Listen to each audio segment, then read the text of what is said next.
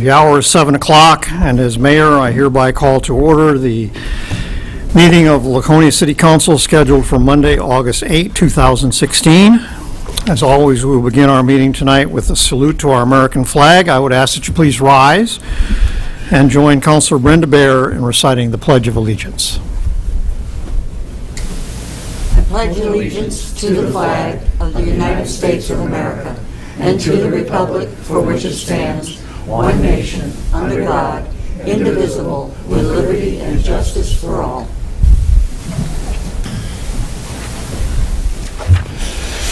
We'll note for the record that the minutes to tonight's meeting are being kept by City Clerk Mary Reynolds, and I would ask that she please call the roll. Councilor Doyle. Here. Councilor Bones. Here. Councilor Whitman. Present. Councilor Bear. Present. Councilor Hamel. Present. Councilor Baldwin. Here. Presiding Mayor Edward Engler. I'm going to go with here tonight. We already have 3 presents. Let the record show that all 6 councilors are present tonight and that a quorum for this meeting has been established. And we are going to start out tonight with a council proclamation, and for that I'm going to come around front.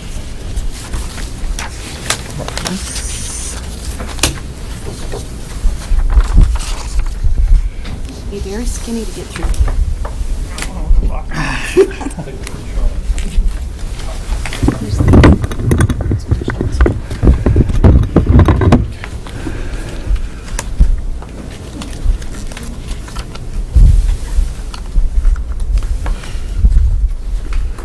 So, ladies and gentlemen, tonight I'm wearing a red shirt for a good reason, not accidentally. And that is because we are here tonight to start our meeting with a reading of a proclamation and a salute to the NHIAA Boys Lacrosse Division III State Champion Laconia Sachems.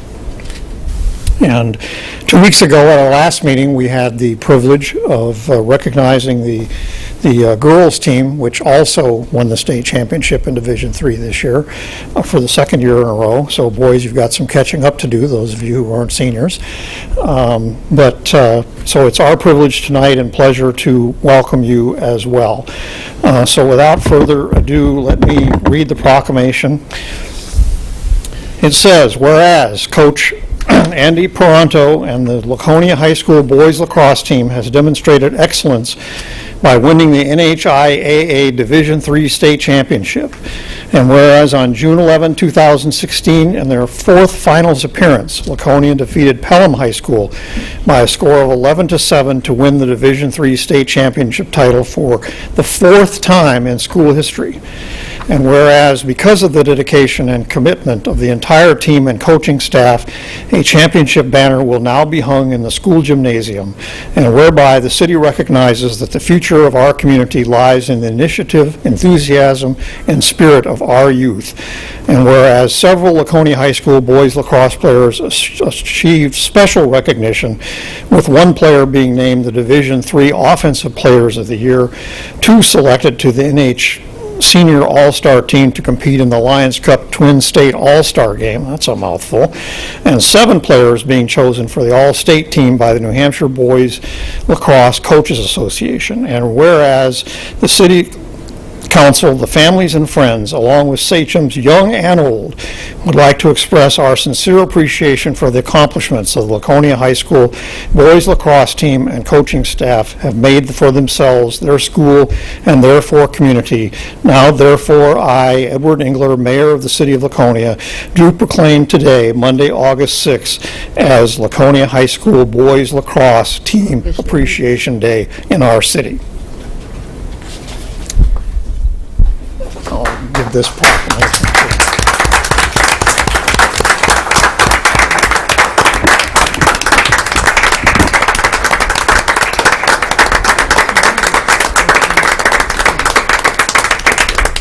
Thank you. So a few extra words that aren't in the proclamation for those of you in our audience tonight, both here and at home on television.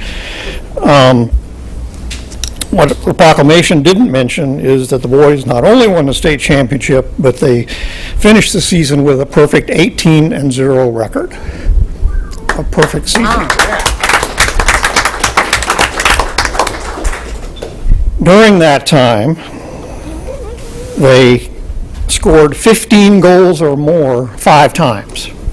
An offensive machine, and one of those regular season wins was a 13-3 sweet victory over Trinity High School of Manchester, which was particularly enjoyable, I'm sure, to the players and coaches and fans, because it was Trinity last year that edged our Sachems in double overtime in the state semifinal game.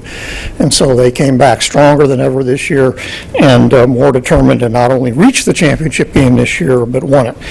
In the first round of the playoffs, the Sachems beat Conval 17-8. In the semifinal round, they beat Hopkinton on our home field here, 11-8. I believe it was on the home field, was it not, Coach? Yes. And that was not because we had home field advantage, but because Laconia, because of the excellence of its facilities, which you young men do owe some debt of gratitude there to some of the men and women, most of the men and women sitting at the table here tonight, because they're the people that funded that project to bring that caliber of a facility to our city. So we were able to, because of that, we were able to host the semifinal round of the state tournament this year. And so it was a pleasant coincidence that we were actually playing in the tournament as well as hosting it. So 11-8 over Hopkinton, and that brought up the championship game, which was played down at Exeter High School.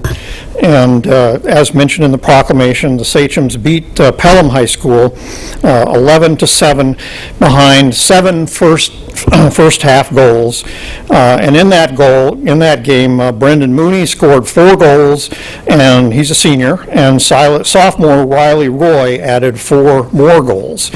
And I should note, because I was at that game, you don't have to know a lot about lacrosse to have appreciated the work of our goalkeeper in that game, who's a sophomore by the name of Steve Towers, who time after time stopped point-blank shots on goal from Pelham that were certainly a key to winning the game. So we'd like to give a shout-out to that young man as well.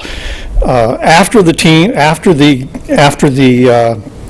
season was over, and it was mentioned in general in the proclamation, the coaches in Division III get together and elect the all-state teams. And we had 4 Sachems on the first team all-state team, led by Brendan Mooney, who was also named the Offensive Player of the Year. Also joining Brendan on the first team all-state was Kyle Chason. And Kyle, I think, was especially noteworthy. I don't know the exact totals on this, but Kyle broke his collarbone during the season and missed nearly half of the games in the season, made it back for the championship game. So despite missing almost half of his senior season, the coaches in our division thought enough of Kyle's play to name him to the first team all-state team, which says a lot. Also named to the first team were sophomore Drew Muzzy and junior Jacob Philgate. And on the second team, we also had 2 other seniors named to the all-state team, Trevor Weeks and Jordan Audette.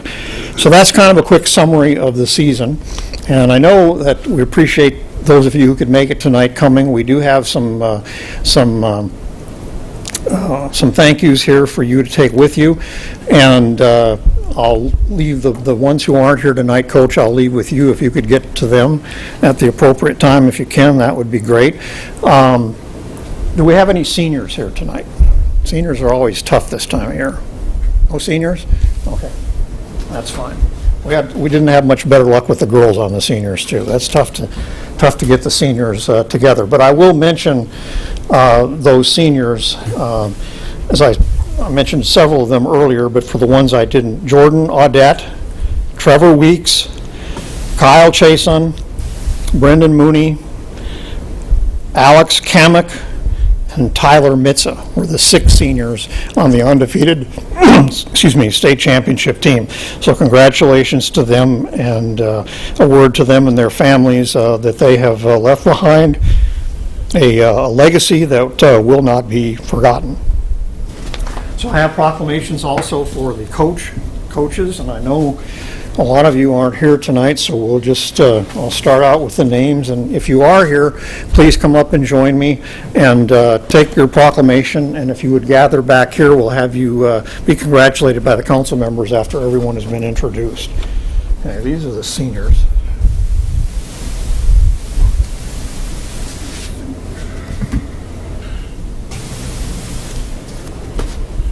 Okay. Nick Druin. No Nick. Jacob Ellis. Jacob. Jacob Philgate. Drew Muzzy. Drew? All right. Congratulations.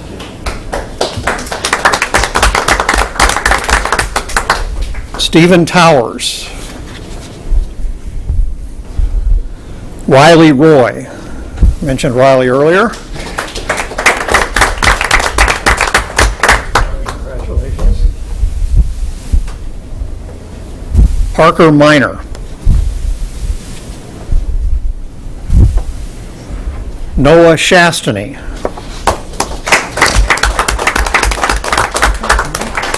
Noah, congratulations. Bailey Moore.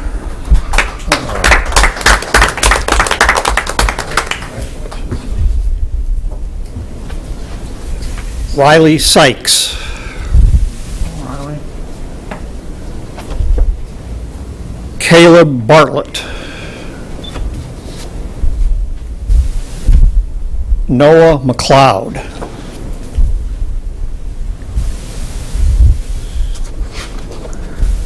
Lawrence Barbarian.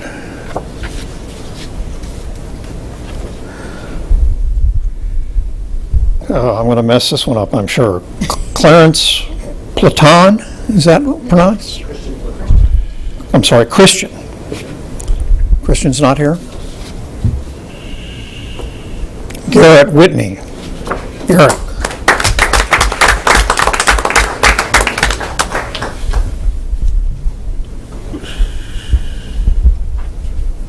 Jacob Steele. Jacob's here. Jacob, congratulations. Is that all the players, Coach? All right, so let me read the rest of the names here, just so we give everybody their due.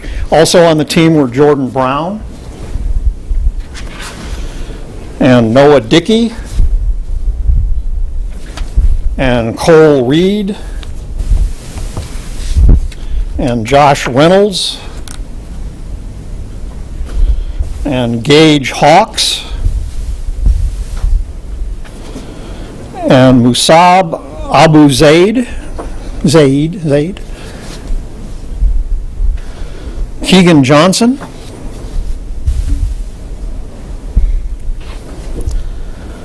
Ryan Chason, Nick Ferrillo. That might be all. Oh, I got one more. Cole Shampoo. Cole.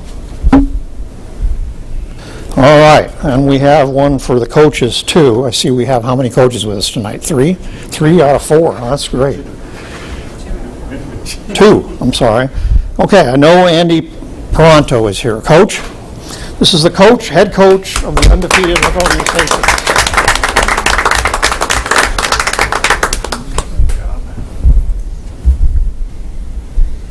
How about Steve McDonough? Steve?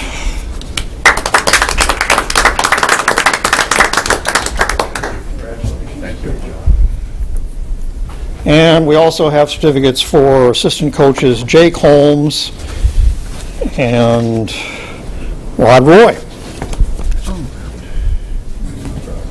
All right, somebody want to take pictures here? I'll move this.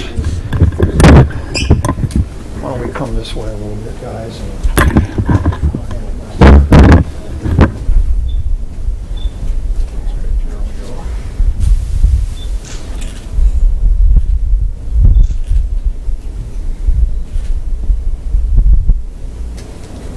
Okay.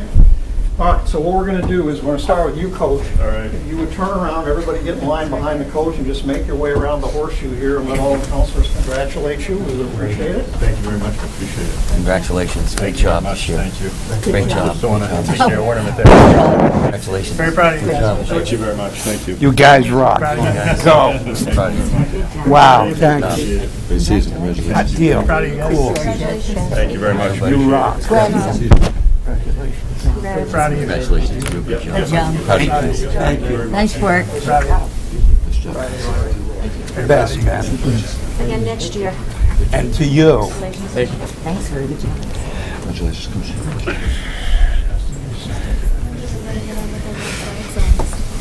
Great job, Coach. We'll look forward to seeing you again next year. Cheer from underneath it. All right, thank you, guys. Doesn't like something you said? In the room clear zone. Radio station, TV station. Tough crowd. Probably didn't want to go for that. Have to erase, but Channel 9. The blonde. Okay, to regular business for the night. First order of regular business is to approve minutes. In your packet on page 5, start the minutes to the regular meeting of July 5th of this year. Those minutes were distributed to the council. I'm sorry, not July 5th. July 25th. Those minutes were distributed to the council on the next day. No corrections were received by the clerk's office, so I would ask if any councilors have any last-minute corrections or changes. And not hearing anyone, I will declare that the minutes of the council meeting of July 25th, 2016 are approved as submitted by the clerk. Consent and action calendar, we have one item tonight that starts on page 13 of your packet, and that is a request for a temporary traffic order for the Laconia Multicultural Festival, which is scheduled for September 10th, 6:30 a.m. to 5:30 p.m. No changes from previous years. A motion will be in order to approve the temporary traffic order for the Laconia Multicultural Festival. So Make that moved. motion. Counselor Doyle, seconded by Counselor Bounds. Any discussion? Nope, just here if they had questions. okay. It doesn't sound like it. All those in favor, please raise a hand. We have 6 votes in the affirmative, and that is approved. Thanks very much, everybody. Thank you. Citizen comments for matters not on the agenda. Is there anyone in our audience tonight who wishes to address the council on any matter that is not anywhere on tonight's agenda? No? Okay, we'll move on. Public hearings. We have 2 public hearings tonight. First one starts on page 15. First one is a public hearing regarding a community block grant project to report on progress of the Granite State Children's Alliance Child Advocacy Center planning study for 95 Water Street. Notice of this public hearing was published in the July 27, 2016 edition of the Laconia Daily Sun. It was also posted at City Hall, at the Gale Memorial Library, the Laconia Community Center, and in the offices of the Laconia School District.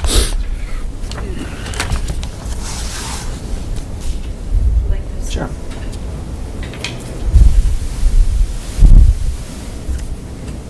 We have a second here to get on the right page. Turn it more. The other way. The other way.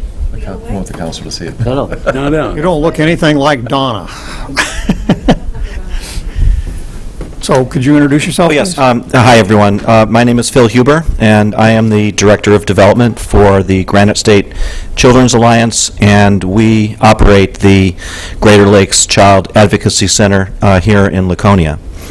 Do you want me to talk briefly about the project? Yes, please. So I assume that you're familiar with 95 Water Street, which is a building that's owned by Granite United Way. We're currently leasing that property with an option to purchase, and it looks like we will have a purchase and sale agreement completed by the end of this month, and we hope to close on the purchase by the end of December. What we're doing with this property is a pretty exciting project. We're creating what's called a model CAC. The Child Advocacy Center here in Laconia and our other centers in Keene, Manchester, and Nashua, our work is we coordinate the investigation of suspected child abuse victims. And when a New Hampshire citizen reports a suspected child abuse to DCYF, the Division for Children, Youth, and Families, we are the first agency that's contacted, and it's our role to actually schedule and coordinate the investigation. And we form a team that is comprised of law enforcement, prosecution, county attorneys, mental and medical health services as appropriate, and of course DCYF. The center is a highly confidential, child and family-friendly place, and in many cases, it is the first place where abused children come and are actually believed and heard. It's our forensic interviewers that conduct the interviewer of these frankly very brave but traumatized children, and in many cases, actually, an arrest can be made that day of the perpetrator who's been abusing the child. So the model CAC and the reason for the CDBG block grant application and the acquisition of this property is that we're going to create a model CAC. And in this building, 95 Water Street, we're going to have not only the Child Advocacy Center, but we're also going to have a medical examination room, a counseling room, a pre-trial room, and a group therapy room. So what it means is right now, an abused child, after they are willing to disclose their abuse, these kids need help, and they get help in a variety of places. You know, they might have to go to hospital, they might have to go to mental health, they might have to go to counseling, and so the whole purpose of a model CAC is all of this occurs under one roof. And it's a place that they're already familiar with. These families are clearly distressed and stressed. Many of them are resource challenged, and it will be our role to help oversee the what we call the post-interview care that the kids need. I will say, frankly, these kids, when they're willing to disclose, through disclosure, two things happen. First, the abuse stops, and second, they can heal. These kids can get better. And I'll just share one brief story. I attended a sentencing hearing 2 months ago. It happened to be in Keene, because I was advised by the prosecutor that a big sentence was going to be made and justice would be served. And I was introduced to one of the victims prior to the trial. She's a 20-year-old young woman. She and her sister were abused for 7 years by the stepfather. And when she heard that I worked for the CAC, she showed me her arm. She said, "I have to tell you what I'm going to be doing after the hearing today." And she said, "I'm going to have the CAC motto tattooed to my arm." And that motto is thrive, survive, heal. And we actually have a picture of her of her arm. So what we're doing in Laconia, this will be the first of its kind in the state of New Hampshire. Abused children and their families not only will have a very welcoming place where they can disclose this horrible experience, but they're also going to be able to get the help that they need. The financing, it's a kind of a complicated process, but we've applied for both CDFA funding and a CDBG grant. The decision on the CDFA funding is actually, the due date is tomorrow. I'm not sure when I will be notified. I don't know if it would be same day. If our application is successful with CDFA, we will need less money than we've actually applied for CDBG. And Donna Lane, who's the grant writer, she would write basically an amendment to the CDBG application that, hey, we got $300,000 in tax credits from the CDFA program. We've applied for $500,000 from CDBG. We're only going to need $250,000. It could be that kind of a scenario. Both funding sources, frankly, look really good. We have, some really nice improvements to the building, ramps. If any of you have been to the front entrance of 95 Water Street, you can see these steps here. There's no landing area. They're very steep, pretty dangerous. That's going to be redone. The other entrance will be redone, and then a bunch of improvements inside. We'll have an elevator, new HVAC system, LED lighting, and soundproofing. The total project budget between acquisition and all of the planned improvements and renovations is roughly $600,000. When you said first of its kind, what did you mean, first of its kind? And The what- first of its kind that will house not only the space for forensic interviewing, but also space for the wraparound services that the kids need to get better. So, in Keene, they have to go to Cheshire Medical, they have to go to MFS, they have to go to a counseling service, and it's a more complicated system to navigate. So it's meant to streamline it. We're an agency that's building capacity, and we're adding staff. And so we've added a family support specialist here in Laconia, whose sole job is to oversee the post-interview process and help the families navigate the system. Okay, thank you. Any questions? Council Lippman? Curious, in terms of, other than the Department of Health and Human Services, who else initiates your services or pays for your services? Who else initiates it? In other words, you mentioned that you often get the complaint from DCYF. Right, so most abuse is reported to DCYF directly. Sometimes it goes to law enforcement. If it goes to law enforcement, they would report it then to DCYF, and then it comes back to us. And we are the only agency that does this.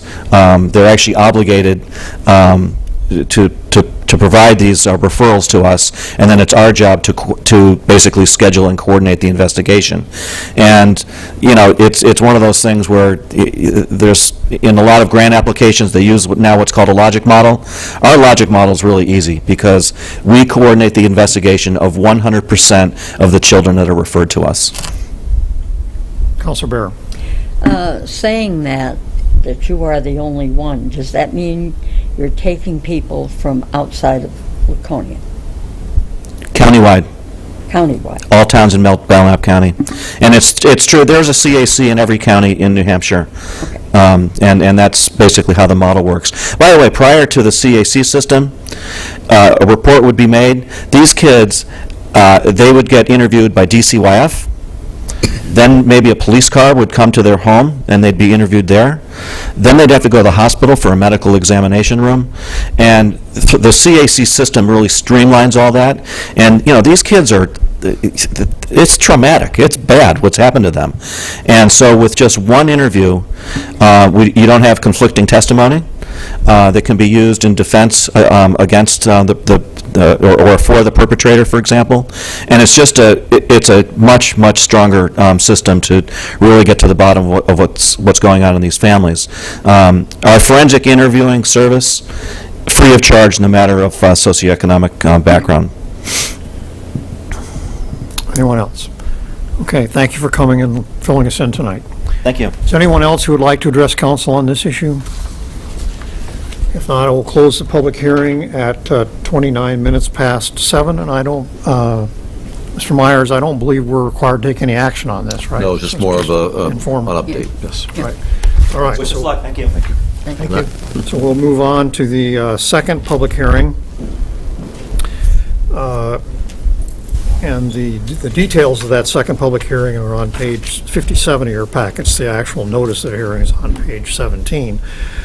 This is a public hearing regarding Resolution 2016-20 relative to authorizing the city manager to accept and expend grants on behalf of the city from the Justice Assistant Grant, or JAG, program in conjunction with the Belknap County Sheriff's Department. The total amount of the grant is $15,714, with the city's share being $14,550. The grant does not require a municipal or county match and is earmarked for the purchase of police firearms. We discussed this for our last meeting, and for those of you in our audience, I will add that the specific purpose of this grant money find the right page here.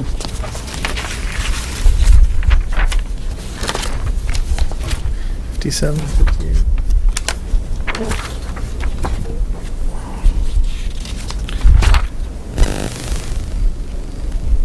Is to purchase 15 Colt M4 rifles for the use by the Laconia Police Department and accompanying paraphernalia that goes with the rifle, magazines, etc., sights, that sort of thing.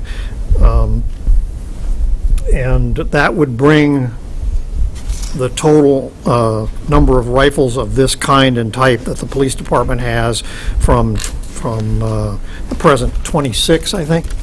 Is it, Captain? 21, I'm sorry, you're right. Bring it from 21 to 36, the total number of rifles. And these rifles would be assigned individually to officers and would be carried in a locked and mounted position in the cruisers. So I got to read this legalese here for a second, if you'll bear with me. Notice of this public hearing was posted in the July 27, 2016 edition of the Laconia Daily Sun.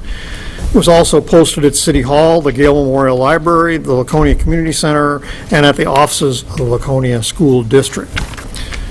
So I will call this public hearing to order at 7:32 p.m. and ask if there is anyone tonight who wishes to address the council on this matter.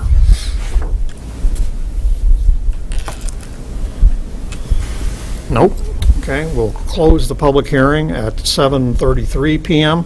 and note for the record that we will take this item up for second reading tonight under unfinished business.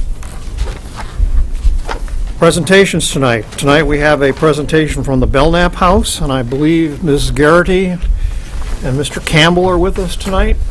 Is that correct? Yes. Colleen Garrity and Lynn Campbell.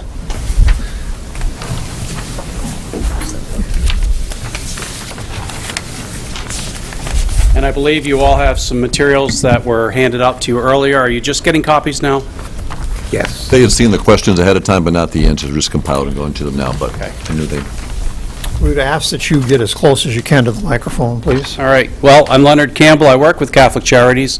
I've been there for 15 years. I'm also the founding director of the Homeless Center for Stratford County, where I was the president for 3 years. Scott, you're familiar with that. It's the model for what Belknap House is using. I have some other materials here I'd be happy to share with you on Belknap House. And what I'm doing is taking those questions and answers and basically synthesizing them quickly here. But first off, some progress at what's happening at 200 Court Street, the property we've purchased. All permits have been in place, and we're starting the reconstruction as it moves forward. We even have one bathroom installed and approved. We're just waiting for installation of all the different connecting pipes that go with that. Sprinkler system has been approved. We're waiting installation on that. We do have an ADA bathroom that's being worked on right now. The kitchen has been opened up, the kitchen space, where we'll have 2 workrooms, 2 working spaces, two stoves, 2 refrigerators. Those are being prepared, and we're still planning for an October 15 opening, though October 17 would be the Monday that probably we'd be getting our first guests. Some questions about finances. Form 990 is available if you'd like a copy. If you can't find it on the internet, certainly we can get you a copy of that. We've been doing quite a bit of fundraising. We've raised $130,000 so far through grants, through fundraising. It's probably, I think, a fair assessment of probably another $50,000 we're expecting to fundraise between now and the end of the year. We do have Franklin Savings Bank that is our financing our building operation, and so we have plenty of cash and cash flow that will allow us to open and operate. But we're also anticipating revenues from the Belknap County, city, and towns that will be paying for bed nights. Right now, we have that budgeted for $30 for a family of 4 per night, $5 per individual after that. And we'll also be raising revenue during the summer. We're operating between October 15 and May 15, so between June 1st and October 1st, will be operating as a hostel, and we expect to have some revenue raised from that. We do have a business plan if it's something you'd like to see.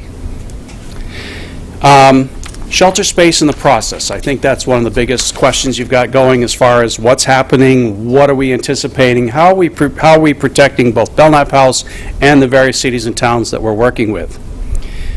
We can host up to 19 individuals. That's by code the maximum number of people we can host. That can break down into 9 families if there's 2 people per family and 1 3-person family.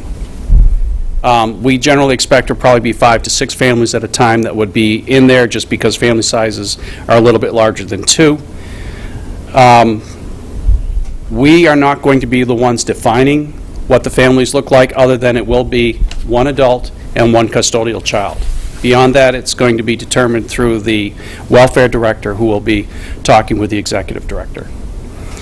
The Hewitt Center is building bunk beds that will be able to move around the shelter, so when a family comes in, they'll know that's where they are for that night, but they may need to move around just because we will have some flexibility with room size, room spaces, so that we can accommodate the towns and city as they make a request, and we have space available. It will be provided. First town to request will get the space. We are considering a paid-in-advance bed nights, and for that, what the towns would get would be availability first before noon of the day, and then at noon we would be releasing all rooms, any room space, to the various towns, on a first-come, first-served basis.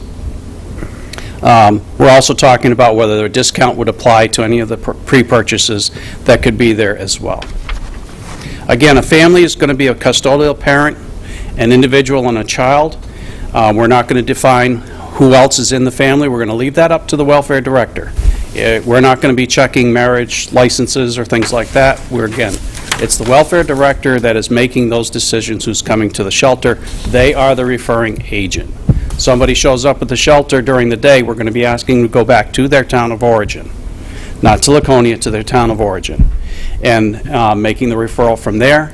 Certainly if they appear at night, we're going to be doing what is going to be protecting the family as best we can according to what we can do.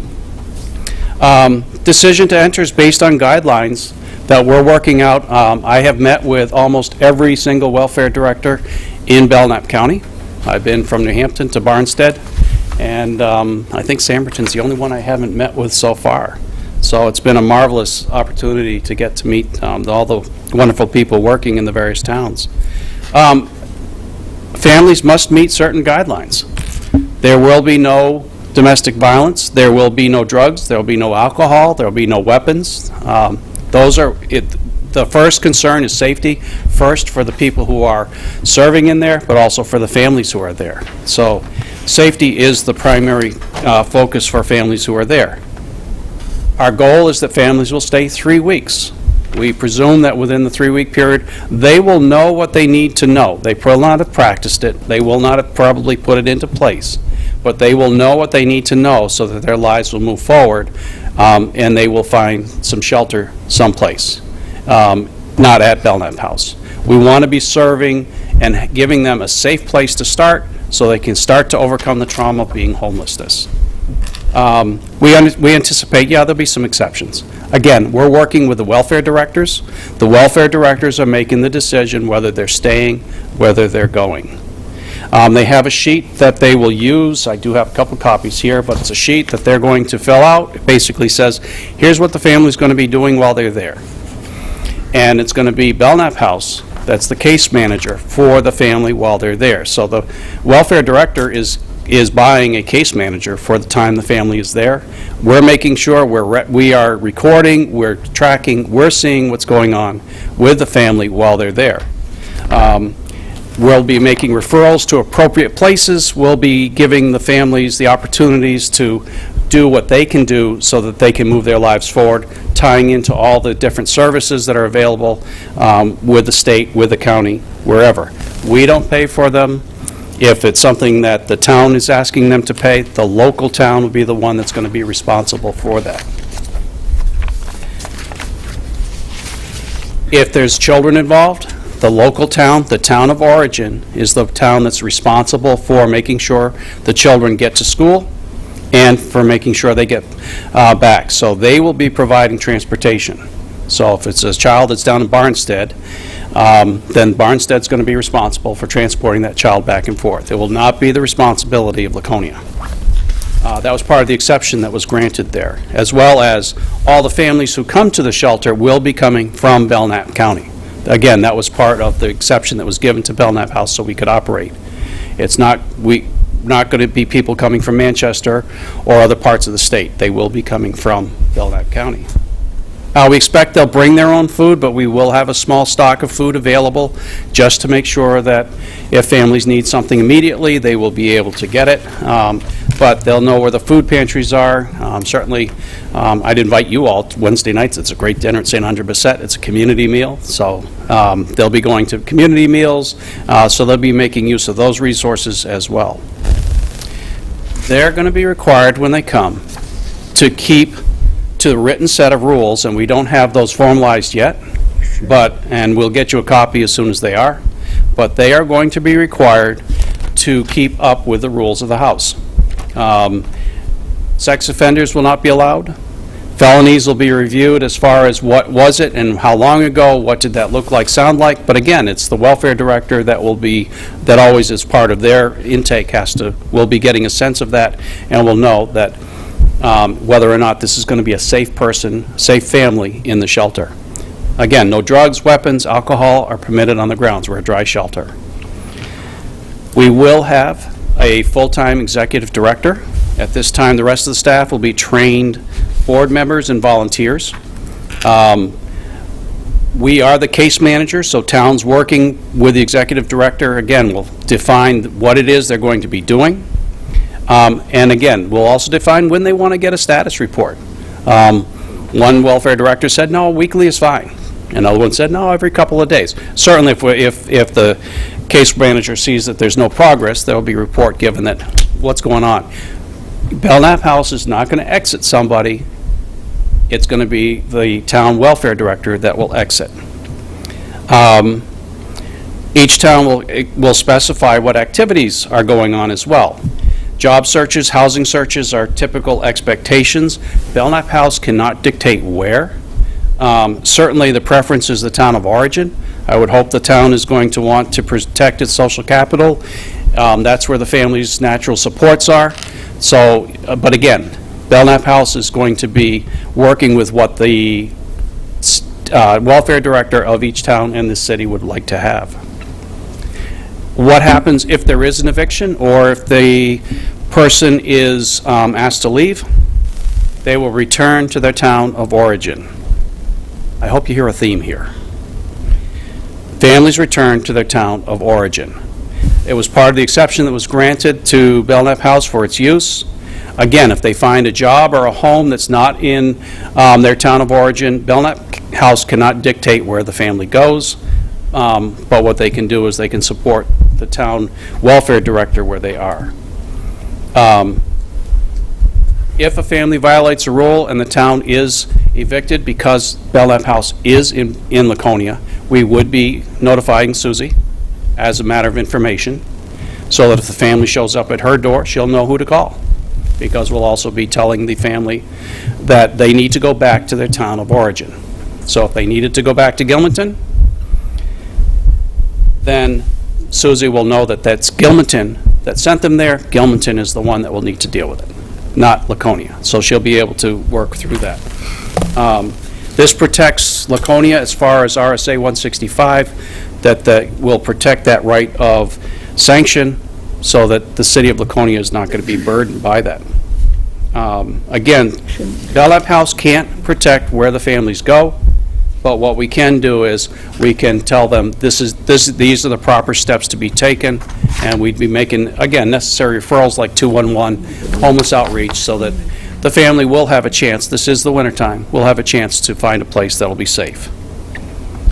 At the end of the season, interestingly, the Homeless Center for Stratford County, by May 1st, most of the families have found a place or have an exit plan. They know where they're going to be going within the next week or two, And so I anticipate this would probably be the case, that by the end of the year, most families will have an idea of where they're going. During holidays, most families find a family member that they'd like to spend Christmas with, sometimes Thanksgiving. Again, what happens for those families that don't, will be there. There will always be somebody on site when there's a family there. We haven't fully worked through, is it going to be just overnight? Will there be day? So again, staffing is going to be a big part of that, and but at this point, we do know that during holidays and whatnot, we would be operating during that period of time as well. So I think that answered your questions that you had here. Anything else? Any questions? Counselor Lippman? Just curious, outside of town welfare officials, there are other community agencies that work on people in a homeless situation and other agencies. How do you see yourselves integrating with the rest of the community, trying to help this population? I know that myself, I can probably presume that St. Andre Bissett will be picking up some of that caseload. And what that will do is also offer to the families that not only while they're there, but afterwards. The biggest goal, the biggest vision we have is that we'll be developing mentors in all the various towns where the families are coming from, so that when the families go back to those towns, they can help protect that social capital. There's somebody there that's going to give that family some more hope that there's going to be some change, that they're going to have success. Let me try to be a little more concrete on something. So a family that comes in who might need help with prescriptions or health care, that you might want to be connected to other entities that could help you do that, as opposed to putting it back on the welfare office to help in that work, as an example. Any financial burdens always go back to the town of origin.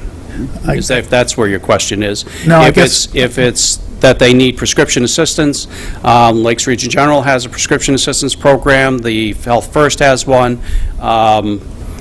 so we will be referring to their local, where their natural supports are. We'd be trying to get them back there. Just so you know, I work I at do. Lakes Region. Okay. But I just, in terms of making sure that, I think while you're a resource to the town and city welfare officers, just making sure that we're not putting more burden on them than otherwise would need to be, if there are other ways of meeting these families' needs in the community. One of the nice pieces that there are, if you don't look and see what's around Belknap County, we are one of the richest counties in the state when it comes to different organizations, different collaborations, people working together. Granite United Way, the Lakes Region Partnership for Public Health, they've developed some amazing collaborations where people are getting together and making sure that, okay, if somebody comes in, what can we do next? And so I see this as another opportunity to build on all of those as well. So, yeah, we're not, again, Don't be an island. It's always going to be coming back to local welfare, as far as if a person has a medical need that they're supposed to take care of. So it's the town of origin that will always be responsible there. But again, what else is available? One of the checklists on here is, have they some Health First, primary, and also dental, to make sure, is that something they want to make sure people are tied into? Thank you.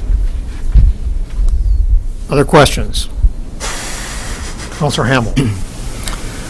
I see you trying to make a point about them going back to their home of origin. Okay. How can you say that will happen? I cannot. Once they leave the door, there you go. I Once they cannot leave the door- guarantee when they walk out the door that they won't walk into Susie's office. Who's Susie? Susie is your welfare Welfare technician. Coordinator. Yeah, Coordinator. okay, sorry. Okay? But what I can guarantee is that Susie will get a call or an email or something that this family has been asked to leave the shelter. And this is where the family's town of origin is. So that Susie can then look at that family if they come walking through that door and saying, I'm sorry, but you belong down in Alton. And so Alton Susie will not have to help them. But if they're homeless, how do they belong anywhere? Because they're staying tied to the town of origin through the referral process. And that's why we're keeping to the 3 weeks. We're trying to make sure that they understand that there is no residency here in Laconia. Are you going to, if they're there 3 weeks and you send them back or they leave, can they come back in that same year period? Depends what local welfare wants. We're not making the decision who comes. We are the case manager. I can see this as being a big burden to Laconia, to be honest with you. I mean, I don't want to see anybody homeless. I really don't. They all should have a place to live, a roof on, Councilor Hamel, I can that is just- the biggest I can piece that we just- have to overcome. Yeah, well, I can just see these other towns with a one-way taxi cab ride to Laconia. They stay there 3 weeks, they let go, and now they're going to say, I'm going to live in Laconia. So now they're going to say Laconia's my town. And they could. And as I've been meeting with each one of them, that has been one of the pieces that I have emphasized. They belong to the town of origin. They're not going to become the burden for Laconia. Well, They can do it now anyway. yes, but they can. They can do it now. But What we're doing working at is- is making sure they stay tied to the Yeah. town of origin. But they can do it now. But what's going to happen when this opens is it makes it easier for the towns to send them here, where Laconia already has a problem now. One of the pieces with the RSA 165 and also with state law is that the towns are allowed, if somebody comes from Center Harbor to Laconia, Laconia can call up Robin Woodman and say, Robin, you got a family here from Center Harbor. They were in Center Harbor. What do you want done with them? And they can pay and then ask Center Harbor to pay them back. That is state law. It is allowed. What, you mean to come get them? Not get them. No. Oh, you mean pay back Laconia? Yes. Recuperate the Because cost. if you say they got to go back to their sending town, someone shows up to pick them up, I don't know how they're going to get back if they're homeless. That's What up if they to- don't want to go? That's up to the town that's the town of origin. It's their responsibility for transportation. Yeah, but they don't have to get in that vehicle. Again, we can't force them to do that. Councilor Now- Bear. Again, yes. If they're homeless and they need you, and you're not feeding them, and you say, go to the food bank, how do they get to the food banks? Are you supplying transportation? Or it's up to them to get out and to bring the stuff back? It's up to the sending town to make sure that they have those resources. Exactly. Now, you're talking about, I'm sorry. Let's have Councilor Bounds have a shot here.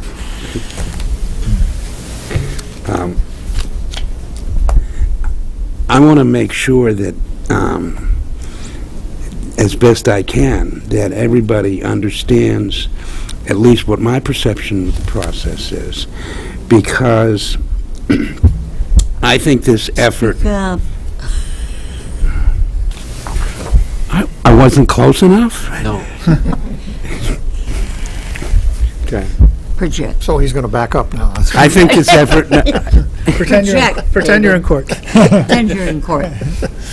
I think this effort took some real thought about what kind of facility it was going to be. The decision was made that it would be a family facility and not the kind of facility that I think a lot of people have either misconceptions about or perceptions that may apply in isolation. But the local churches, local banks, local advocacy groups, and you folks, I think should be applauded for putting this effort together and giving some families hope during some of the roughest times that you can imagine. So I know this speculation, this is going to cost the city of Laconia a fortune. You know, we're going to be filled up with homeless people, and I just don't think that that's an accurate perception of how this process plays out, and I don't think it's been your experience down in Dover, has it? It was not, no. Okay. But thank you for that perception, and that's something that we have to earn. And I hope in 2 years, you're going to say, okay, I believe you now. Counselor Hamel, did you have a follow-up? I did. Now, I saw something in here about, there was a question about whether Laconia residents would get a discount or something like that, and the first line was no. Correct. Now, that property is in Laconia, it's taxed. That's correct. And there's no taxes being paid to the city of Laconia on that piece of property, correct? Actually, we are. You are paying taxes? Yeah, we took possession April 5th. So you April. will We took pay April 5th. property So for the taxes first- on that For the first building? year, we're paying. But, no, for the, we will not be giving any discounts other than what the other towns and will be getting as well. Does that building stay on a property roll, tax roll? It will for the first year. First year. And then after that, it becomes non-taxable. Well, once they get certified as a So it is non-taxable. nonprofit, Right. then they can apply for exemption. Yeah. Counselor Littman? I'm just curious, you've mentioned Stratford County. What's the connection between Belknap House and the network of these facilities and Catholic Charities or wherever here? I'm just trying to understand. Is that just someplace that you worked previously? It's a place where I worked previously. It's an experience that I had. It's a model that worked very well for Stratford County, and was able to serve. I'm trying to remember. I don't remember the number of nights anymore, but it served a tremendous. I think it was serving up to 20 people at a time. 20 to 25. 20 to 25 people at a time. You know what, I heard some things about, some quality things about what was going on in Stratford County on homelessness, and one of the things that I heard was some proactive stuff to, before people spiral to the point where they are homeless, of some work to get ahead of that curve. Is anything like that planned for support services in our community to get ahead of, before they're at the point where they have to be part of your facility? Sure. So there are a couple of agencies, Catholic Charities does, and I'm also working at St. Andre Bessette Parish in outreach. One of the things that we do is when we've had families come to us that are near this point of being homeless, one of the things that we work with them on is budgeting. And that can be a very key, essential part for these families. They may not have learned proper budgeting skills from their parents. So it is one thing that we look at pretty intensely and encourage them to, look at things like cable TV. That's not a necessity. And we'll meet with them weekly, bi-weekly, and really walk through that process of what a healthier budget looks like.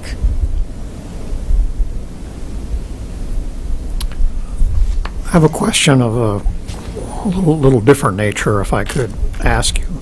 I know this effort has been underway for several years now, and I'm interested in, and I went to a couple of meetings sort of in the original area of this endeavor, and it seems to me that the effort has changed direction substantially from the origin, and I'm curious as to why. As I recall the early meetings, the primary purpose was to establish a cold weather shelter that would be open only in the winter months, worrying about our more or less permanent homeless population that is particularly at risk during the winter months. And unlike some other cities like Concord at the time, we had no place for those people to go. And so that, in my mind at least, perhaps I'm wrong, developed into the Belknap House, which is open only seasonally, but is not going to be serving necessarily that population at all. And so I'm interested in knowing why the original mission, if my perception was correct, got changed to that cold weather shelter idea toward another family-oriented shelter. The original idea was to have a cold weather shelter. Who it would serve was a lot of conversation around a lot of tables. And it was great that Stand Up Laconia was part of that, that there's a continuum of care that meets monthly. There was conversations around that. There were conversations around some working groups that came out of the continuum of care. That's a homeless group that meets monthly. It came down to what is going to be best served, what is the biggest need? And when we started to survey who was being most impacted, and we found out that there were 200 children, I think, in the schools that were identified as homeless. Is that correct? About 200 children were identified as homeless. And also, and I want to say this as politely as I can, the compliancy of the people who we would be serving. When it came to people on the river crew, I did make some efforts to work with Dick Smith and Elaine Morrison. The two of them have done amazing jobs. If they haven't been recognized, please do, with people who are on the river crew. And to even get them to pool their monies together to have a place where they could go and at least crash at night, that would be something that they couldn't even get together. And so to open up a shelter where it would not be a dry shelter, we would not be able to have, it would have to be a wet shelter. The risks, the safety, the ability to maintain a building like that, it's just too much. There is what's called a housing first model, and that is where people who are like the river crew, that is a model that could work for the city if they were ever looking at something like that, to help the people who are, these are people who are alcoholics. They're not going to be anything but alcoholics the rest of their lives. The chances of them getting sober are between nil and none, because again, it's a disease and it's just not going to change, unfortunately. There'll be periods of soberness, there'll be periods of success. Maybe 1 out of 100 will be successful and stay away from drink the rest of their lives. But for the most part, this is a population that just, it wasn't something that, for the resources needed, that was most appropriate. And when the conversation came to go to, okay, so who can we serve that we can make a difference with? That's when families became the focus, and then it was finally agreed. And Dick Smith and Elaine Morrison were disappointed, but it was families that we could make a difference with, and we could serve the whole Belknap County population, because they are the population that has a need right now. I get a daily email that tells me what's available. There has not been a family shelter, and this is the summertime. There's not been a family shelter space available for the last 2 weeks. Well, that brings up the obvious question then, given the change of focus to families, why did you make the decision not to be open year-round? Because even though there's not that space, as the welfare directors will tell you, typically families will find some space with that. A lot of families will be in campgrounds, and so the families that are going into shelter space are actually coming out of campgrounds or coming out of other places where they're not at risk. And so during the summertime, families are not at risk like they are during the wintertime. And the other part, too, is to make it a permanent shelter. We don't want this to become a permanent structure. We want this to be a temporary structure. And to have it year-round, then it becomes permanent. So keeping it temporary keeps the flow of families moving along, so that they're going to become more likely to become successful. That's why the Homeless Center for Stratford County did it. One of the reasons. And Scott can tell you the other reason. So they close in the Location. summer also? No, they do. They have to close. It's at the, if you've never been to the Rochester dump in the summertime, you can imagine. So the gases are very thick. Okay, anyone else? All right, thank you both for being here tonight. Thank We you. appreciate it very much. We do have some, these are rack cards. Thank you. Thanks, Len. Thank you. Thank you. Appreciate the opportunity. Thanks, Colleen. Oh, I wouldn't be doing my job if it weren't for this one. Okay, we're on to the mayor's report. We got more than our share here, I think. Yes. Okay, two things in the mayor's report. One, with regard to the state school property, I can report a couple of things. One,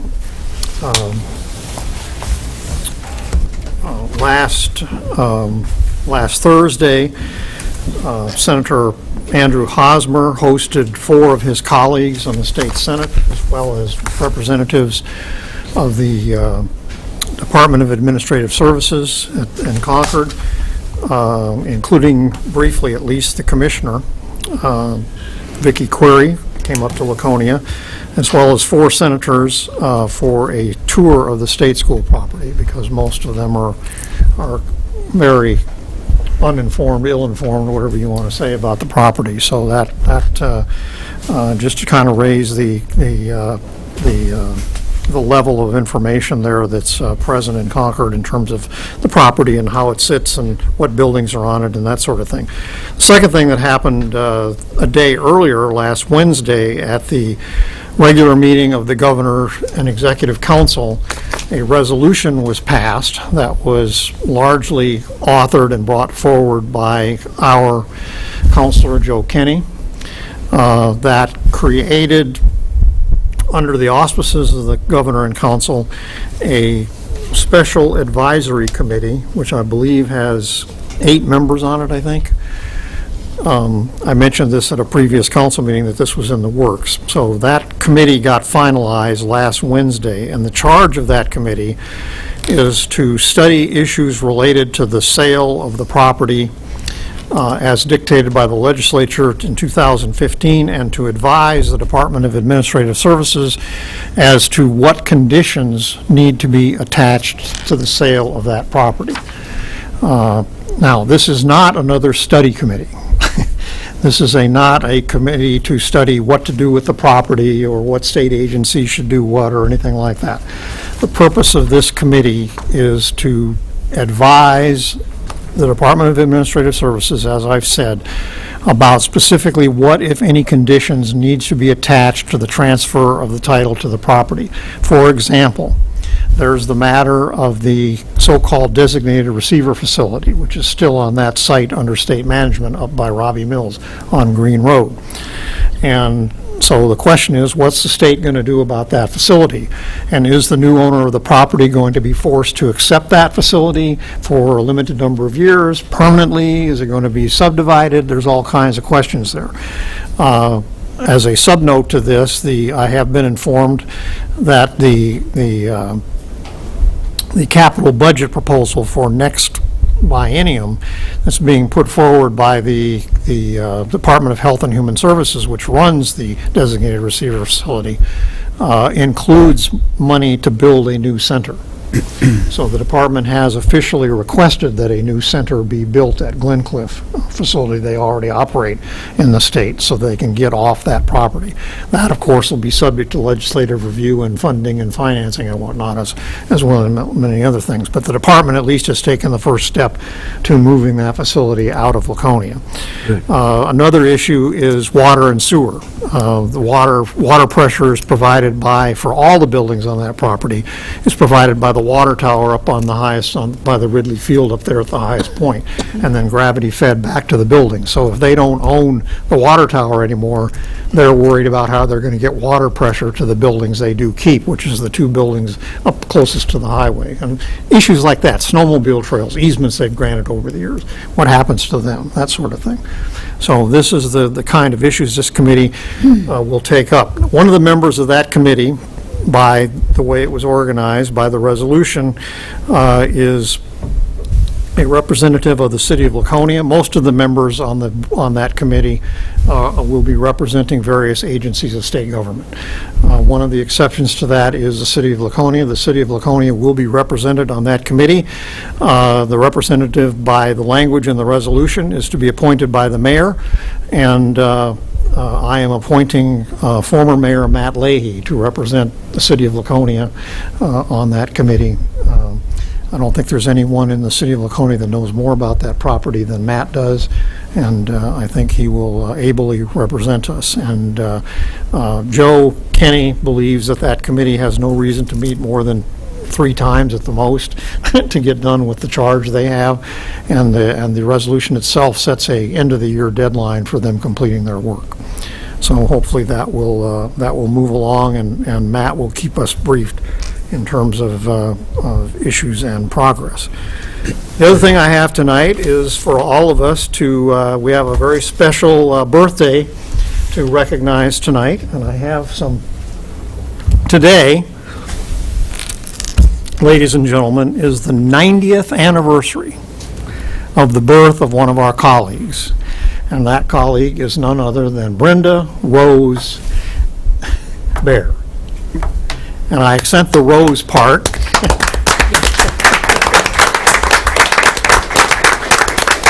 because we have some roses for Brenda Rose More Baer. More roses. Right over here. Thank you very much. So, Counselor, on behalf of all your colleagues, we wish you a very happy birthday. And I think it goes without saying, but I'll say it anyway. We all treasure your company and your input, even though we don't always go along with everything you want. And Do you ever? Could have stayed another 4 years to find out. Yeah, 4. And I know we're like children that don't always behave, but we love you anyway, and happy birthday to you. Thank you, and I love all of you, and my work on the council is the joy of my life. So, yeah, thank you very much. Very good. Happy birthday.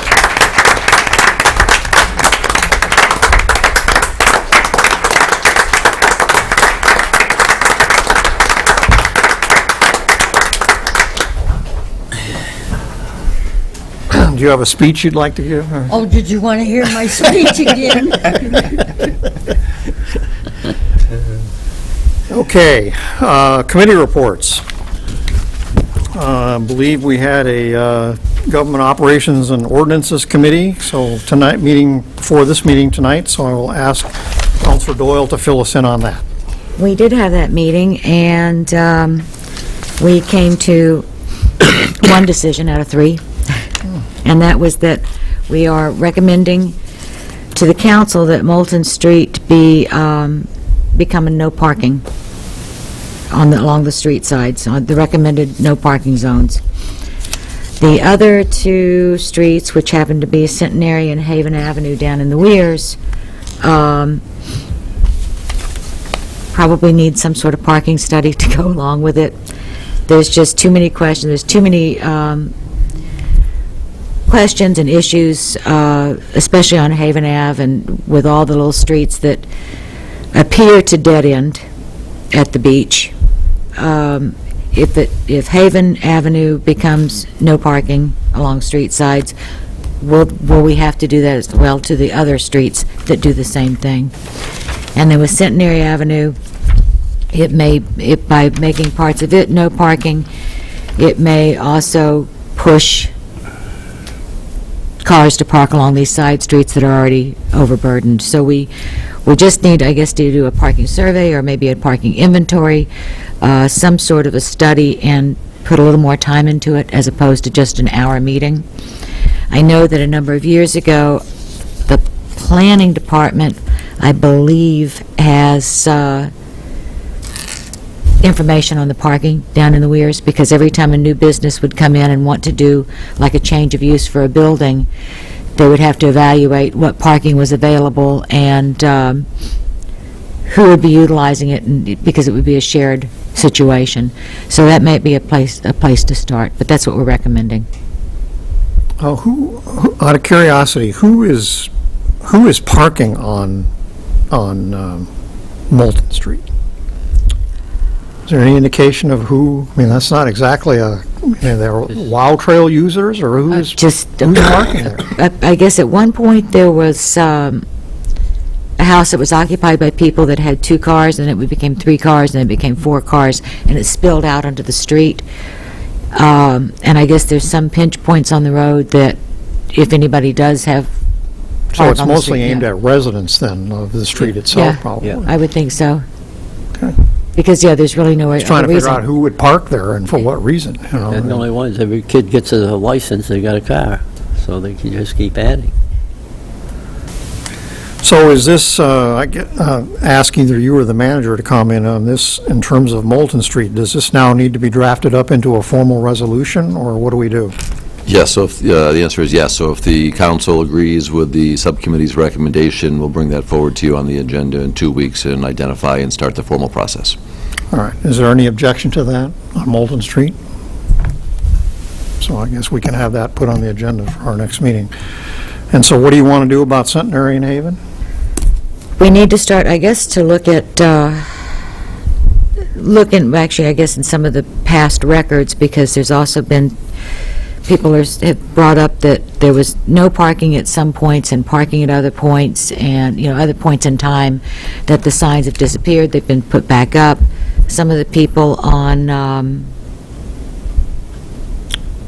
don't know, did they say which streets had their own, like, no parking signs that were parking for residents only? There was one mention that there was a sign down there that said resident permit parking, and we don't know who's selling And permits. as far as DPW is concerned, they weren't aware that those Some signs were up. enterprising soul was selling Maybe. permits. And, you know, at one point... Bridge there, too, is for sale. And at one point, there were no parking at Centenary Ave until the Aquamarina went in, and if my understanding is correct, those signs were taken down while the construction was going on, and they never were put back up.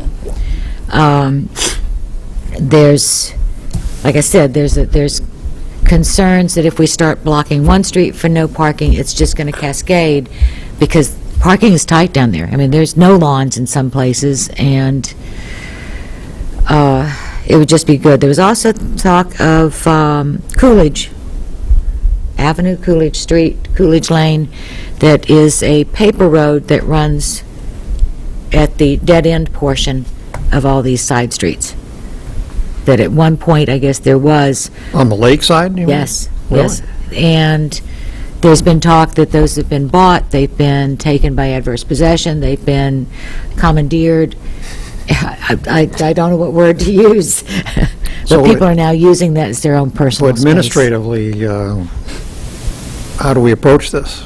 We'll start digging into a few records and determine what happened with the layout of some of those paper streets, whether they were abandoned. We had one speaker who said they thought that there were some ownership rights that were owned by a railroad or a timber Yep. company that sold some off. And at one of the paper We'll determine who's streets, putting up, resident parking only signs, so I don't know where we're going to begin, but it's a very tight, close-knit group of streets that I liken it to squeezing a balloon. You make one decision over here, and you cause an impact a street or two over. So we'll start doing a little research on a number of fronts. well, the other question that came up that I thought was interesting is that on Centenary Ave, the gentleman was asking why it's gated at one end. Because it was his thoughts that anytime you had a road that was, or a street that was over 1,200 feet, Yeah, that you had to have another access. access at both ends. Well, Can't they have a have 1,200-foot dead end. Right, and that by putting that gate up for half the year, that's what you've essentially had, because the bridge the wooden bridge won't support a lot of traffic. Unless that's different for a city. I mean, there's cul-de-sacs that are half a mile long. But you can turn around. I don't know. Well, The ones that are new. Yeah. I mean, up by the country club, there are a Yeah. couple of... Yeah, I don't know. yeah. I don't think that's... Maybe it's a difference between city streets and Well, private those are city roads. streets. I never heard of that rule. I don't know. I hadn't heard it either. Yeah, okay. But it was just brought up, and it was an interesting point. Okay, so we'll take up Moulton Street at our next meeting. And we'll keep the other two on the agenda for the Forever. Government Operations and Ordinances Committee.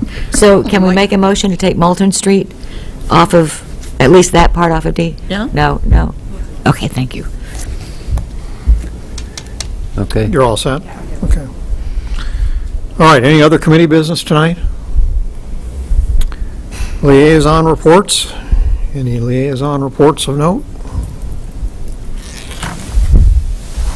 Okay, citizens request to comment on current agenda items. Is there anyone with us tonight who would like to address the council on any matter that is on tonight's agenda?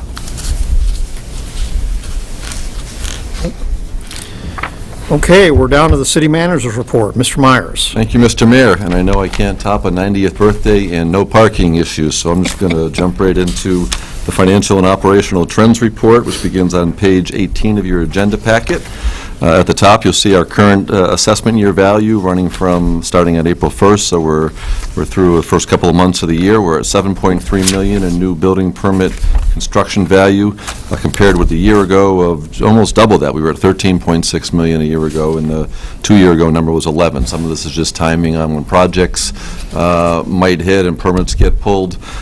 So we hope it's not an ongoing trend, but if you recall, in the last year or two, I don't know specifically when they were pulled, we had the big projects tied in with the community college, a couple of 48-unit houses. We had some sizable building permits pulled down in the Christmas Island area, down on Scenic with some of those houses as well. So some of it just depends on the timing.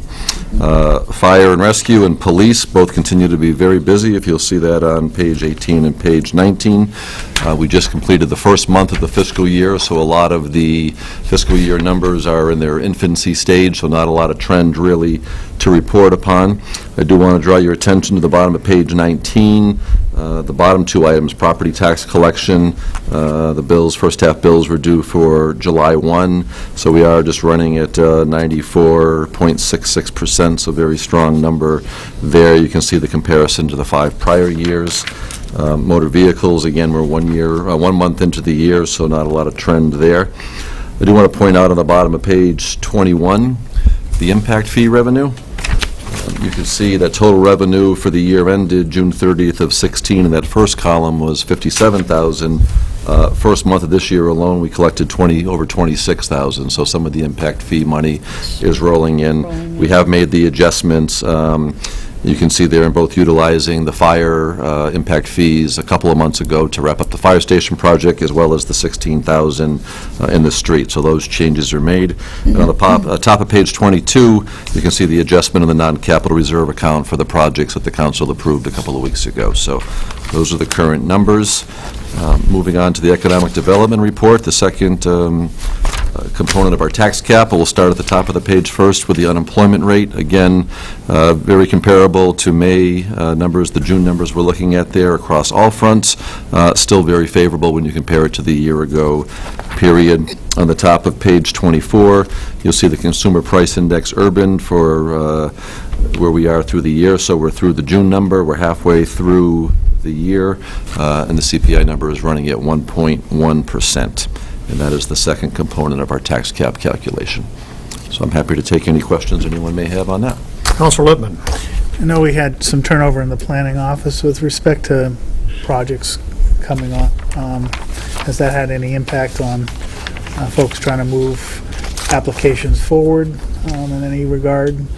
No, we've been very busy down there, but staff who we have is currently rallied around between the planning office and the code office. They're really doing a great job of job sharing. We did hire a new employee who started, I want to say 2 weeks ago, it might have been 3 weeks ago now, as the zoning technician who had several years of municipal experience, so we think she's going to be a great addition to the staff there. We still have a consultant on board who's helping with some of the technical aspects. There are a couple of projects of a larger size that are working through. Langley Cove sticks in my mind as one that potentially is several hundred units and has some slope issues. But as far as us not being able to keep up the pace with approving projects and getting permits issued, that is not an issue, not tied to any of the drop in the building permit value that you're looking at. Councilor Hamel. Scott, on the Motorcycle Week account, is that finalized now? I'm going to look to the finance director. We've had, with the year end and auditors and everything wrapping up. It's pretty much, there might be a few minor adjustments, but it's pretty much where it's going to end up. If it does wrap up by our next meeting, would it be possible to have an accounting of, what we allowed for expenditures? The sheet that we have. I thought we'd given to you a couple weeks ago, where the only two were out were portable lighting signs and I think trash, but we can get you a finalized copy of that, absolutely. We'd end up handing those out. Okay, we can get those for you. Okay. I didn't get one anyway. Okay, we'll get them for you. We gave them to everybody but you, Bob. Yeah, I thought. We will get those for you. Councilor Lippman. On the car dealership, any sense of that one? That's the first time I've seen that one off the mark for a while. Gotta help me out. On page, Oh, the registration. registrations. Yes. I was a little surprised that was down. Obviously, it's based on a number that's $175,000 higher than the prior year. If you had seen the line out the door at the clerk's office on the days leading up to the end of the month, and I think the Monday, August 1st was August, but a lot of people came in and did July registrations, as often happens, so sometimes there's a little trend of doing, so I'm not too worried about that number quite yet, but I can tell you that it was a significant line on that Monday, August 1st, after the weekend period of people registering, so we can always remind people you can register your cars online and save a trip. We'd love to see your smiling faces, but we're just as happy to take your money online, too. Any other questions or comments for the manager? Okay, we'll move on to new business. First item of new business is a request to approve the application for the Hazard Mitigation Plan grant application with a city share of $2,500. That starts on page 25 of your packet. And for more information, I will recognize Mr. Myers. So this is, as the name implies, a hazard mitigation plan. Is something that communities basically are required to work on every few years and make sure they update for emergency response. They work with Homeland Security and emergency management on the state level, and that ties in with some federal funds. Having some of these plans in place really allows us to access certain grants and assistance on larger projects. So it's kind of like having items in your CIP and tied to your master plan allow you to go out and work with developers or work with grants. So this is something that's not new to the city. It's just the plan needs to be updated. If you look through your background, I think the process to get it done is through 2019. So it's not something we're behind the curve on. We're going to get it done far faster than that, but this is the open period for when the grant has to be finalized by with all the paperwork. Our $2,500 is going to be in the value of our staff time and coordinating meetings. The $7,500 is in in-kind services through the state and working to actually collect the data, what comes out of these meetings, and assist us in writing the plan with their technical expertise. Any questions or comments? Councilor Bear. We just completed a hazard mitigation plan a couple of years ago. Yep. So you just have to, how much has changed? And that's the thing. So again, a $10,000 total amount to do it isn't a huge amount of outside source and our in-house staff time. So we're not really, looking to, throw out the whole plan and start anew. It's just updating what's new, what has come, what has gone, Yeah. what has changed. So it is a relatively small update, but it's something that needs to be done, and we're certainly happy to have the expertise of State Homeland Security in helping us with that. This, just by the way, this is one of those grants that actually needs the council approval to apply for it. So this is just the approval to apply for the grant. We will be coming back to you when we receive the grant, but this is one of those quirky ones that does need you. So with approving this tonight, we'll be getting you paperwork where all 6 and possibly 7 of you will need to be signing off on this. Anyone else before we get to motions? Okay, a motion would be in order to approve the hazard mitigation plan grant application as presented tonight and acknowledge the in-kind contribution of the city share totaling $2,500. Moved by Councilor Bolduc. Is there a second? Councilor Bear seconds that motion. Any discussion? All those in favor, please raise a hand. You have 6 votes in the affirmative, and that is approved. On to item number 2. And that is, this is on page 31. First reading of a resolution 2016-21 relative to authorizing the city manager to accept the donation of 2 solar-powered park benches with a total value of $5,200 and to schedule a public hearing on this matter for August 22, 2016 during the regular council meeting. Mr. Myers, you want to take this one also? I will. I do recognize we have Bree Henderson in the audience, and she certainly put some effort in this, so I am happy to speak to it or happy to defer to her. I'm happy to answer questions. You can go ahead. Okay, she'll correct me, I'm sure, if I say something wrong. So Bree went out through a crowdfunding source a few months back and tried to raise funds to pay for one of these benches and everything, including the installation hardware. Our staff will be installing them, which is a relatively small task. In the process of doing her crowdfunding, she went down and visited the headquarters of the company, which I believe is in the 128 Boston area? Maybe not? Okay, between MIT and Harvard. They were excited about the approach she was taking and said that if we hit the fundraising benchmark, that they would donate a second bench and the appropriate hardware to the city for doing that. So we actually, in establishing, trying to get one bench, we ended up getting two, thanks to Bree's efforts and going down to the company. So we tried to give you a bunch of the background of the pictures.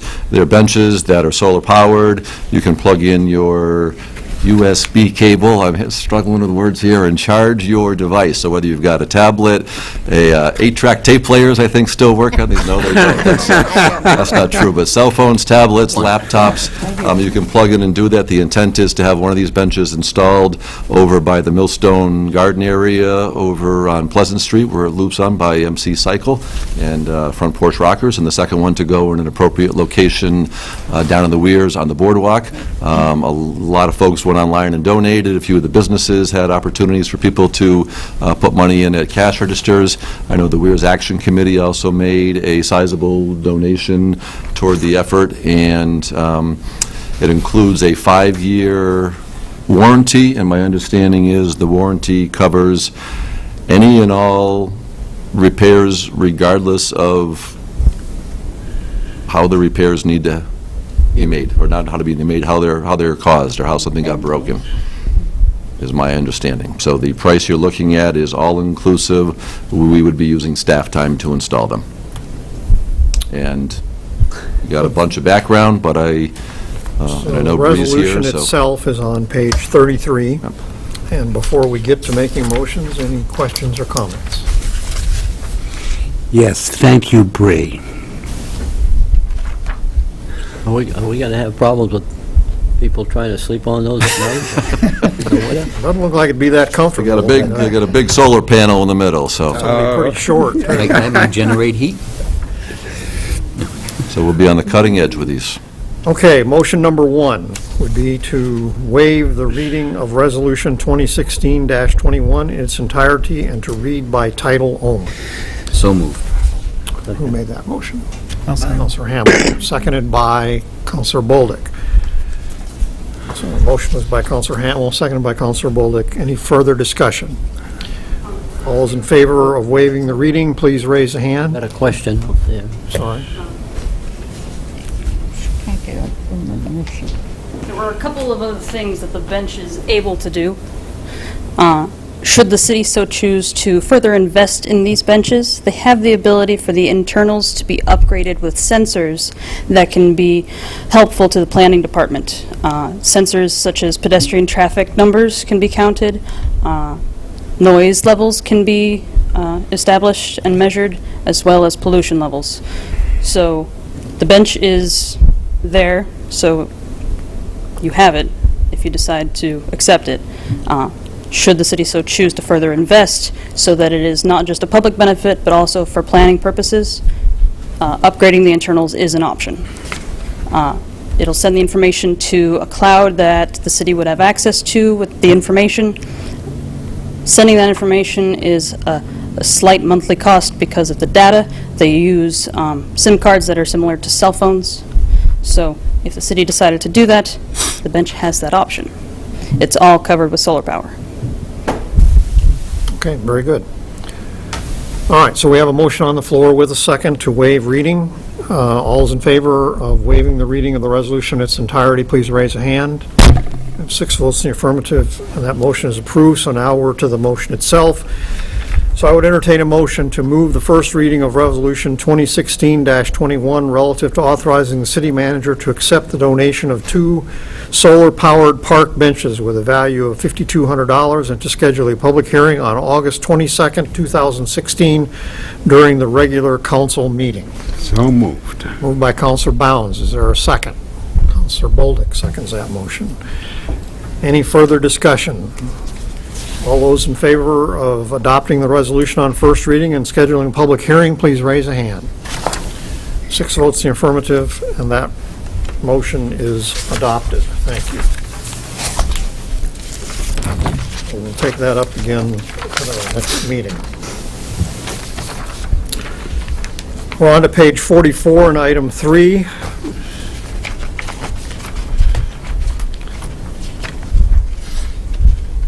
And that is a request from Watermark Marine Company to become a boat agent for the city.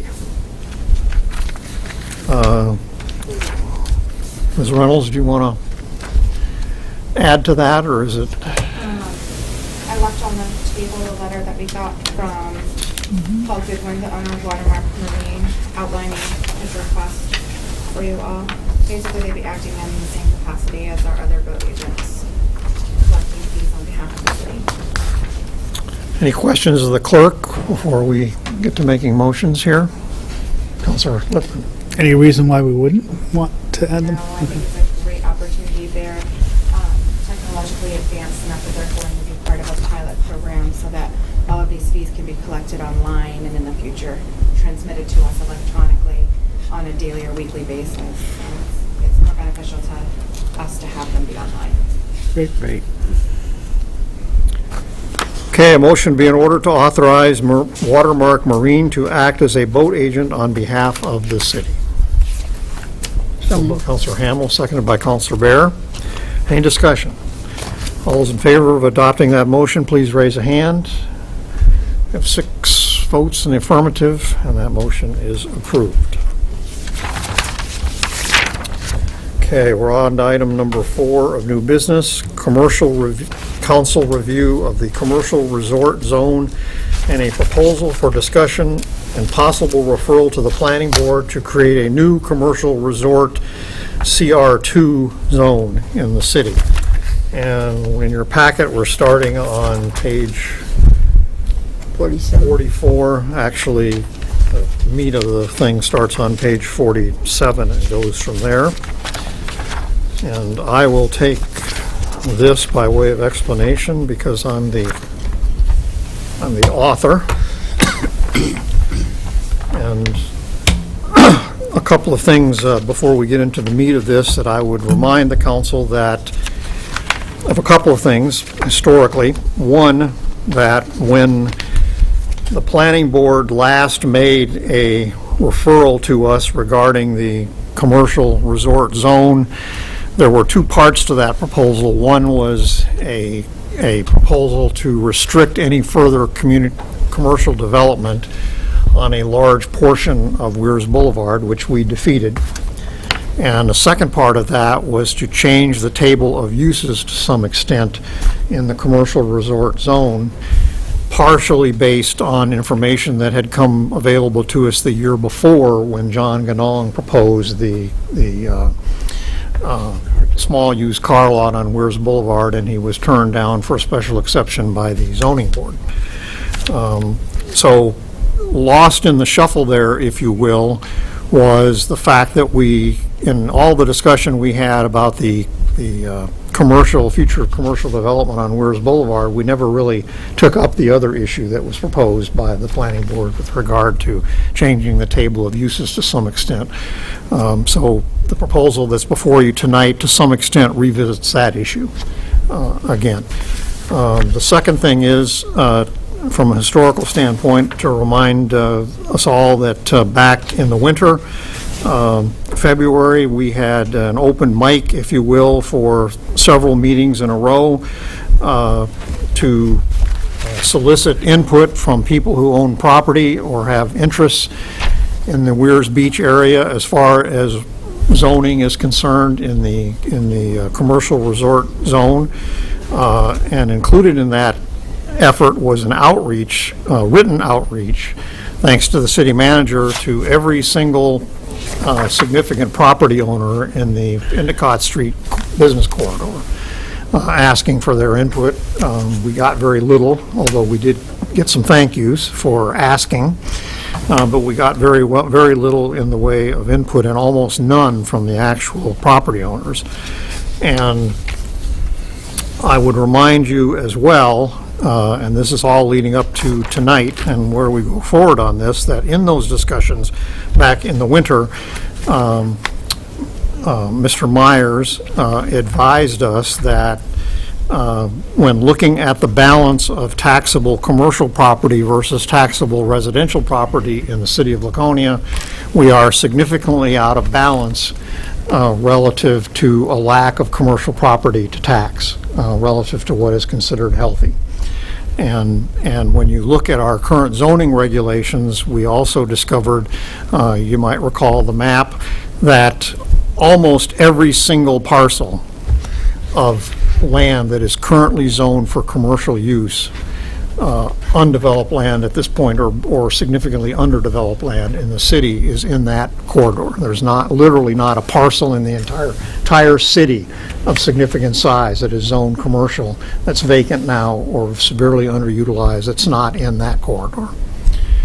So it, under current zoning, is pretty much it as far as where commercial development in the city, significant commercial development would be allowed.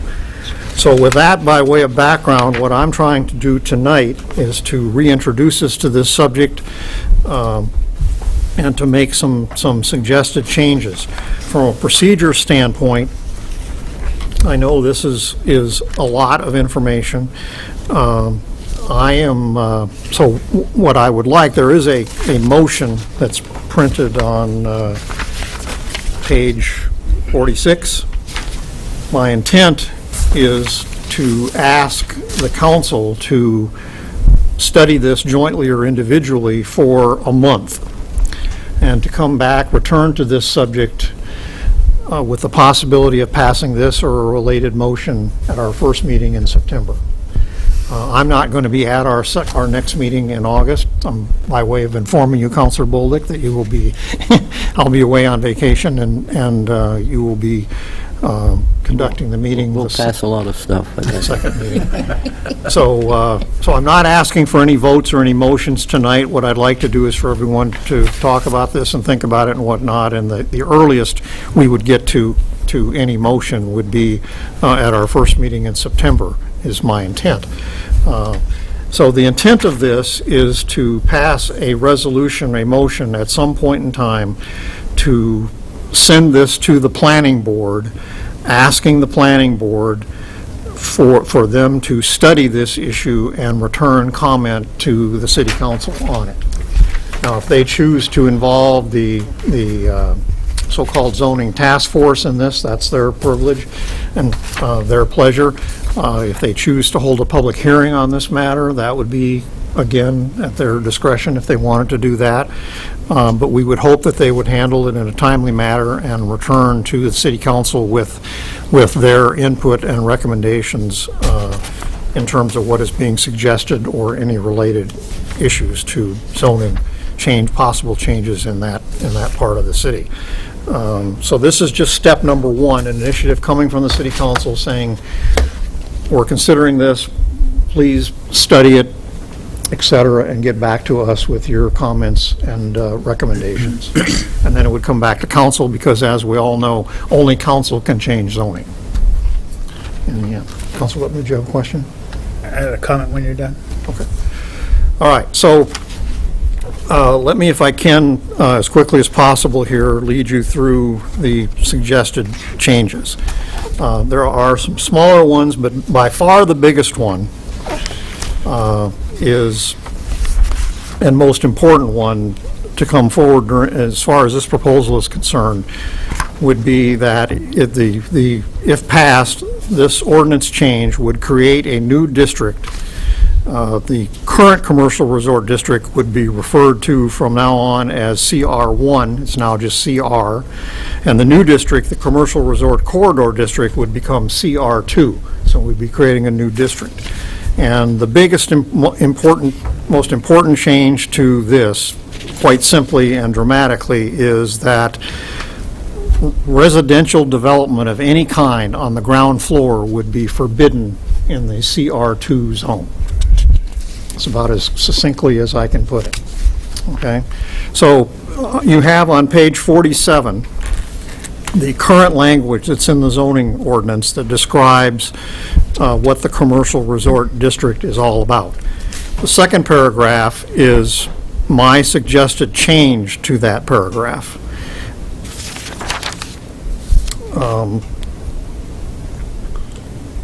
And then the third paragraph, which I will read aloud for the benefit of our audience, contains the new language for the proposed new zone. And that language reads, Commercial Resort Corridor CR2 District.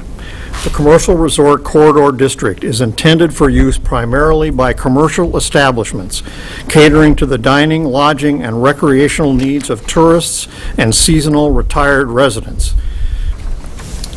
It is also seen as home to compatible commercial establishments serving the general population of the city and region.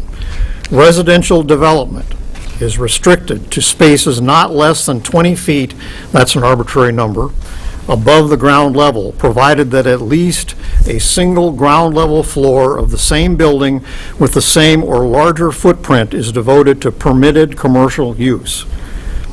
This district is defined as the area extending 400 feet on either side of the center line of the right-of-way for Endicott Street North, US Route 3, and Endicott Street East, New Hampshire Route 11B, from the Meredith Town Line on the west or north to the center of the intersection with White Oaks Road on the east or south.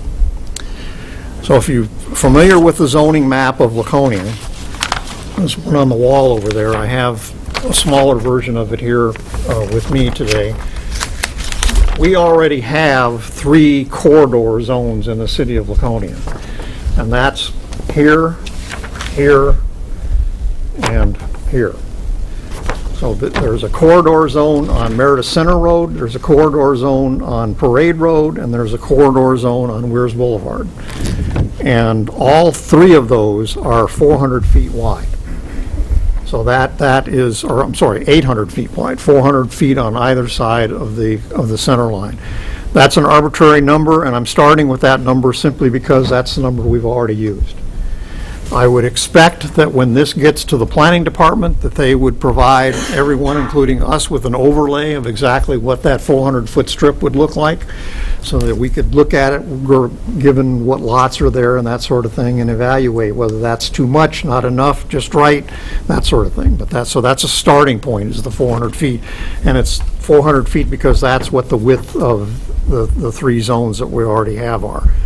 So basically what it's saying is the blue up here is the commercial resort zone. So that's basically saying in the corridor that starts at the Meredith Town Line in the middle of Route 3 there, down to White Oaks Road, through the traffic circle to White Oaks Road, on 400 feet on either side of the center line would be the new district. So it'd be an 800-foot swath, if you will, down there.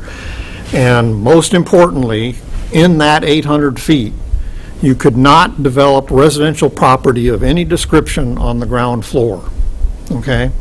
So for example, a condominium tower would be permitted as long as, say it was a 6-story condominium tower. It would be permitted as long as the condominiums were on floors 2 through 6, but they could not be on floor 1. Floor 1 would have to be commercial property. So it does not totally eliminate any residential development, although clearly it does eliminate certain types of residential development, because you're not going to build a manufactured housing park, for example, on the 2nd and 3rd floor or something, that sort of thing. So de facto, it does eliminate some types of housing, but not all. So the language in there pretty clearly states that if you're going to have a housing component of your development, it has to be, in effect, on top of a residential or a commercial component. Okay? So that's by far the most significant and dramatic change to that.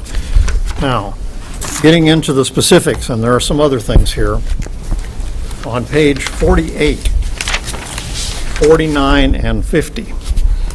On 49 and 50 are 2 pages taken directly out of our zoning ordinance. The first table on page 49 deals with residential uses of property, okay, regardless of zone. And the CR zone, you can see, is about 3/4 of the way down toward the bottom. So if you read across the page, those are the requirements, current requirements for residential development in the CR zone, okay? On the next page are the dimensional requirements for commercial development, okay? So if you're going to develop commercially in the CR zone, you read across there as to what you can do and can't do in terms of dimensions, okay? So then on page 48, what I'm doing, these 3 pages kind of have to be viewed in total. On page 48, what I'm saying is what I am recommending for changes to those 2 tables, okay? So Table 2, which is the first table there on page 49, Table of Dimensional Requirements for Residential Uses. The only change for CR is to change CR to CR1. Everything else would stay the same. Okay, just the designation. But then we'd have to add a new line called CR2. Okay? And CR2 would simply have an NA in each box as not applicable, meaning none of these dimensional requirements would be applicable because they all deal with residential development, and residential development per se would not be allowed. Right. So they would just be all not applicable NA. in that table. Now, on the commercial end of things, there are, and I'm trying to point out the highlights to you here, that would be the second table, which is on page 50. I am recommending one change to the current language for CR, other than just changing the name from CR to CR1. And that is, at current, you will see in the second to last column on the right, it says there is a requirement in that zone that there is a minimum green space required of 25% for commercial development in that zone. Right. Counselor Doyle is already shaking her head at me over here. So my recommendation is to change that to 0. 0? We'll come back to that in a minute. Yeah. So the new language, and the way to read this is, then we'd add another line for CR2.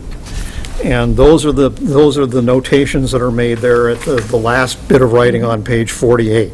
And the way that would read is, for example, in the boxes having to do with minimum land area, okay, it would be not applicable, and 8,000 square feet. So the 8,000 would be the same. The first 2 dealing with acreage would be not applicable. In the second group, minimum lot frontage, the first one was 160 feet, that would be not applicable, and the second one would stay 50 feet, which is what it is now. In the third group, setback requirements,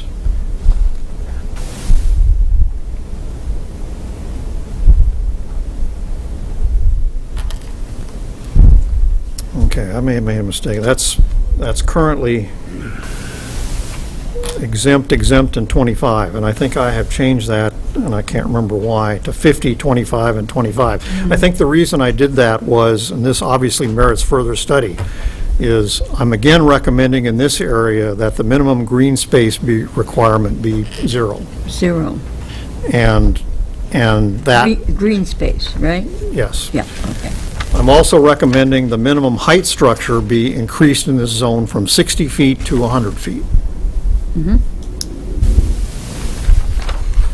Now, the thought on this is off the subject a little bit in terms of the big picture, but the rationale in my mind for the 25% rule is that any requirements we want around the edge of a property can be met through determining what the setbacks are.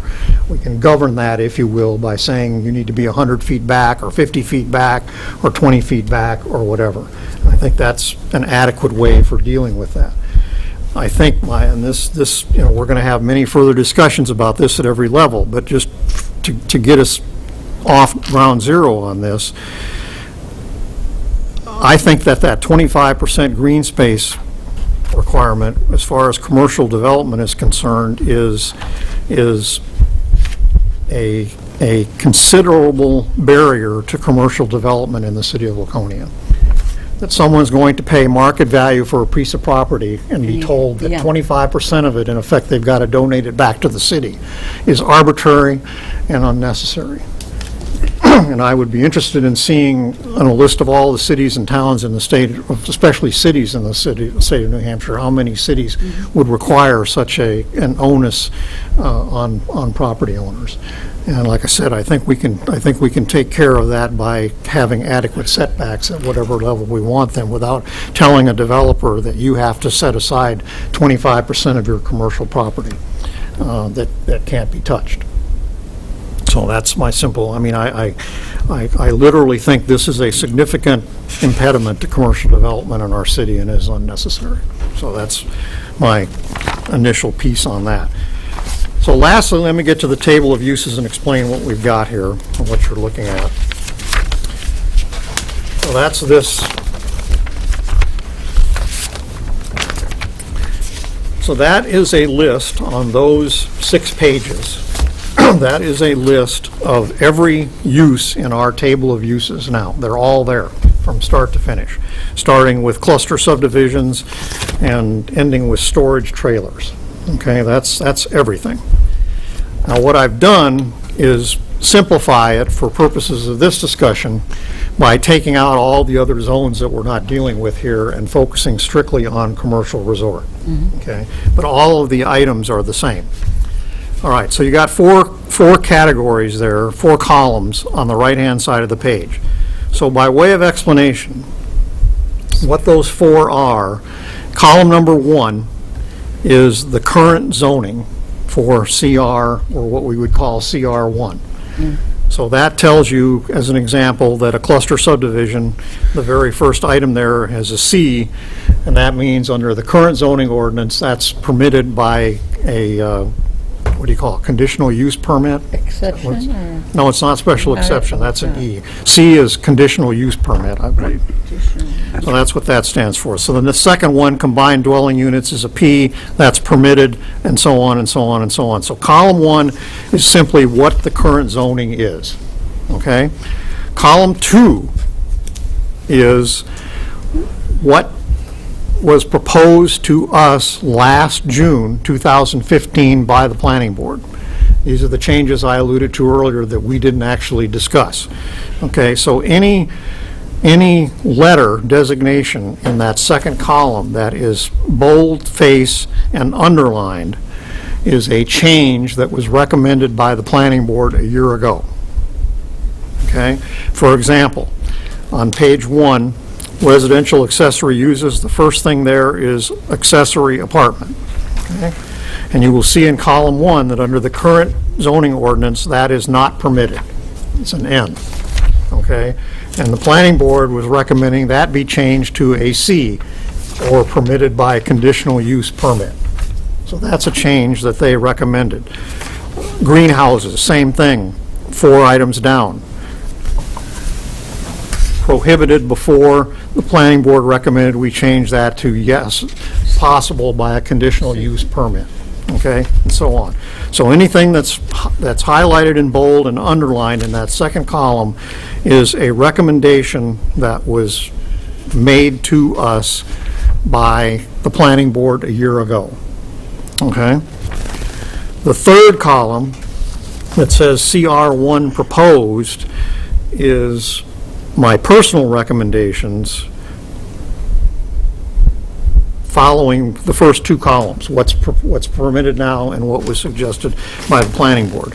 In most cases, you know, there's some that I don't agree with, but I know a losing battle when I see one usually. And so I've given up, for example, on convincing Councilor Doyle and others that having a Mercedes dealership on Route 3 would be a desirable thing. So I'm going along with the will of the people, so to speak, and saying that we don't want any car dealerships in that corridor. And so even though I personally don't buy that, As you understand. have to remember, you cannot restrict it to a Mercedes dealership or a Lexus And I dealership. understand where the sentiment, the sentiment is, and so I'm giving in to that sentiment. There are a couple here that I personally don't agree with, changes that were suggested by,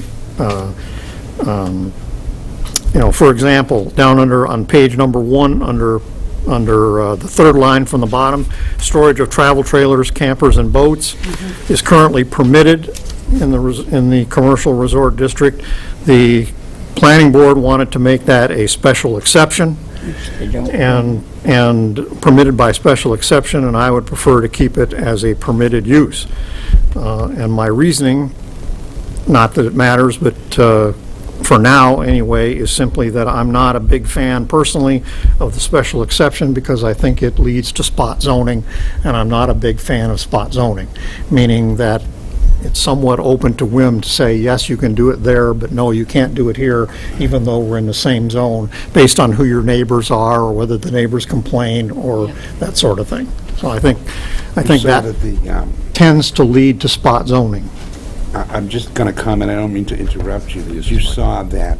Yes, you do. I wasn't at the meeting, but at the last planning board meeting, there was a conceptual review of putting in storage facilities at Surf Coaster, which would have required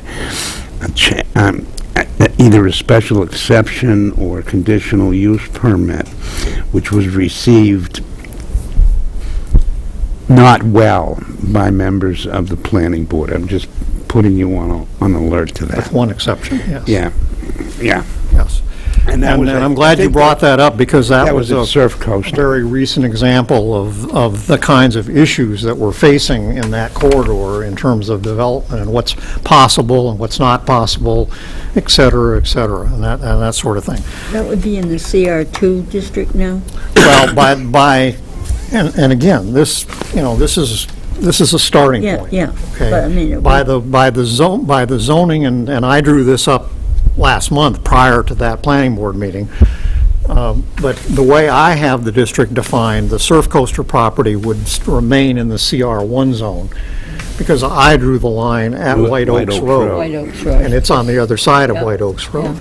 But if the planning board and the city council desired to include the Surf Coaster property in CR2, they could easily do that by simply changing the map. But right now, it would be, by my definition, it would remain in CR1.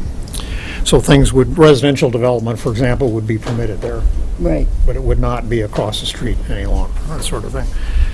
The other one I wanted to call your attention to is, in that third column, is because it gets to what we're talking about earlier. And this is an issue, at this point in time, I think primarily my goal, other than to introduce this restriction on residential development, is to get the conversation going on these various issues, so that we have a good conversation about yes or no to car dealers or whatever the situation is.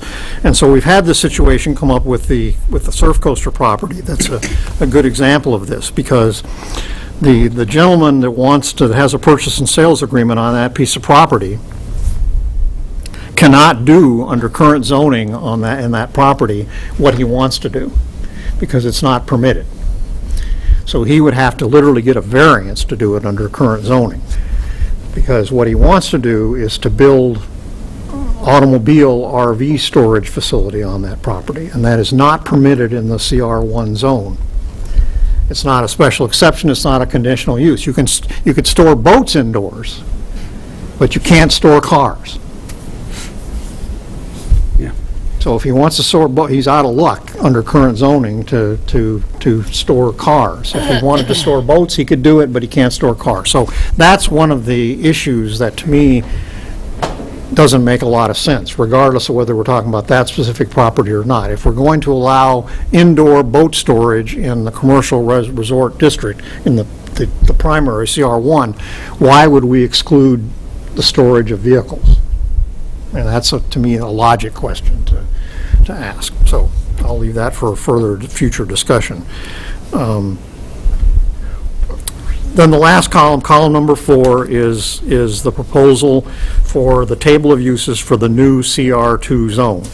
And you can see that on the residential tables, which are on page 1 and continued on to page 2, it's just all in, as in not permitted. Okay?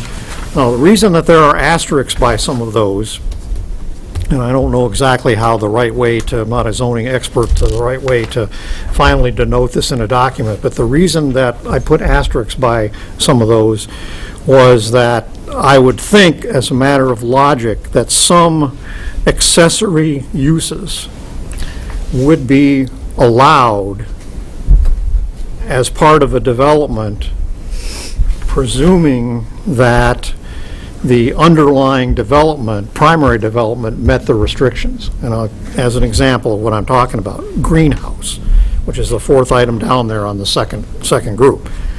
So I would say that if you built a condo tower and you had commercial development on the first floor and you had residential development on the upper floors, if as part of that development you wanted to have a greenhouse for use somewhere else on the property by the residents who live in the tower, that there would be no specific reason to say no. Okay, because it's not the primary use of the property, it would be an auxiliary use for the residents who live on the property, that sort of thing. So I'm not sure exactly how to handle that. I'd be looking for some expert advice on that, but that's what those asterisks means, is that if you wanted some of these things to be an auxiliary use to a condo tower, that I wouldn't have any problem with that. So then we go on down through educational, not a lot of, there's nothing really different or unusual here other than that I would specifically point out. You can study these and go through them. Most commercial uses, but not all, on this 4th column that are permitted in CR1 would be permitted in CR2 as well. Some would not. Agricultural, for example, would not be permitted in CR2, would be permitted in CR1 back off the highway. So the primary thought that I was giving to commercial uses here was, what would we be okay with 400 feet off the highway that we would not be okay with on the highway? So that's kind of what the thought process was there.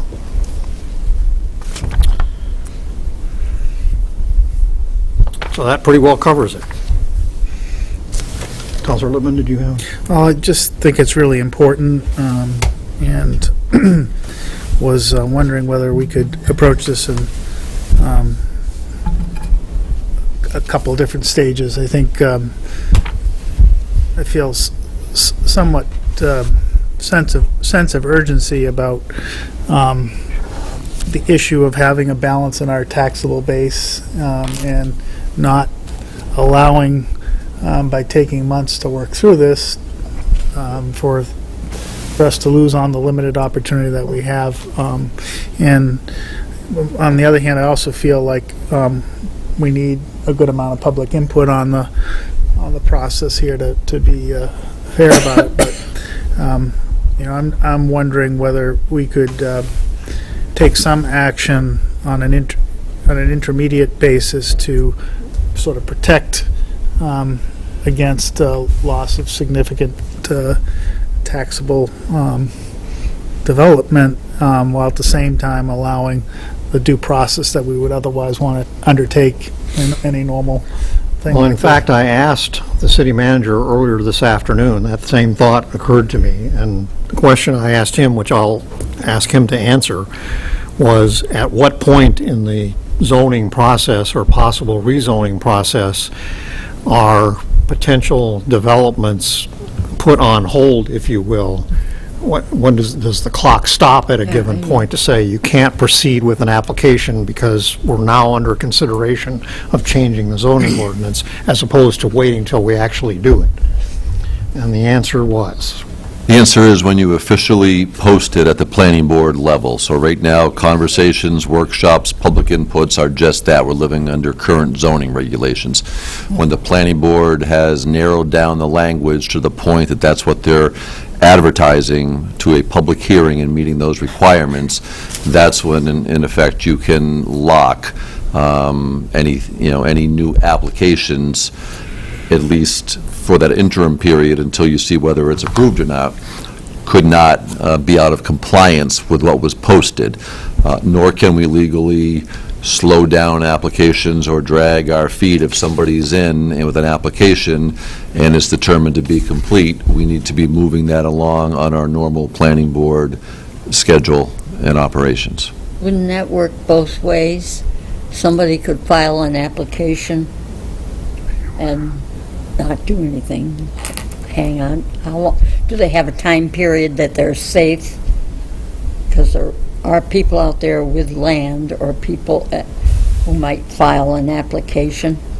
There are approved projects that, for different reasons, economical and otherwise, when the economy was in a downturn, did not, start those projects, and they've come in and sought requests. The flip side to that is now if there were to be significant changes in the zoning, the planning board would be well within its purview to deny. Right. So if somebody had an approved project that maybe would not get an extension had they not started it. There is a timeline on the Certainly, application. yes. Yep.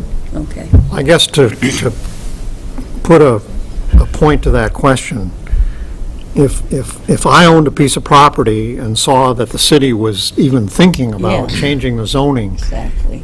to my detriment from my position, could I rush down and file an application to do what won't be permitted theoretically, to beat the deadline? You could, but you would then have to show substantial progress in completing your application. Turning in a one-page sheet saying, I want to put in a campground with 100 sites, I've reserved my spot, isn't going to do that. Then you need to go through and, create your plans Site and plan. everything else and go along and put some dollars into it. And then if it were to be improved, you would have a certain period of time with your approval to start the project. You couldn't grandfather it potentially for 10 years and say, aha, I can do it potentially in the future. There'd be a series of steps to get it renewed. And again, if zoning has changed substantially, one would think the planning board would look at that and say, this project is outdated, you had your opportunity, we're not going to grandfather you on it anymore because there's significant changes to the zoning. Councilor Lippman? So I guess, based on the information you provided, would we want to pursue a parallel path of getting it posted on the planning board level so that we have the opportunity to have some say, while at the same time running through the public process to take input? I think we could ask the planning department and the planning board if this was going to be tabled tonight and allow the council opportunity to look at it and allow the public to comment, and the mayor mentioned bringing it up at our second meeting in September. First meeting. I'm sorry, the first meeting in September, the second week in September.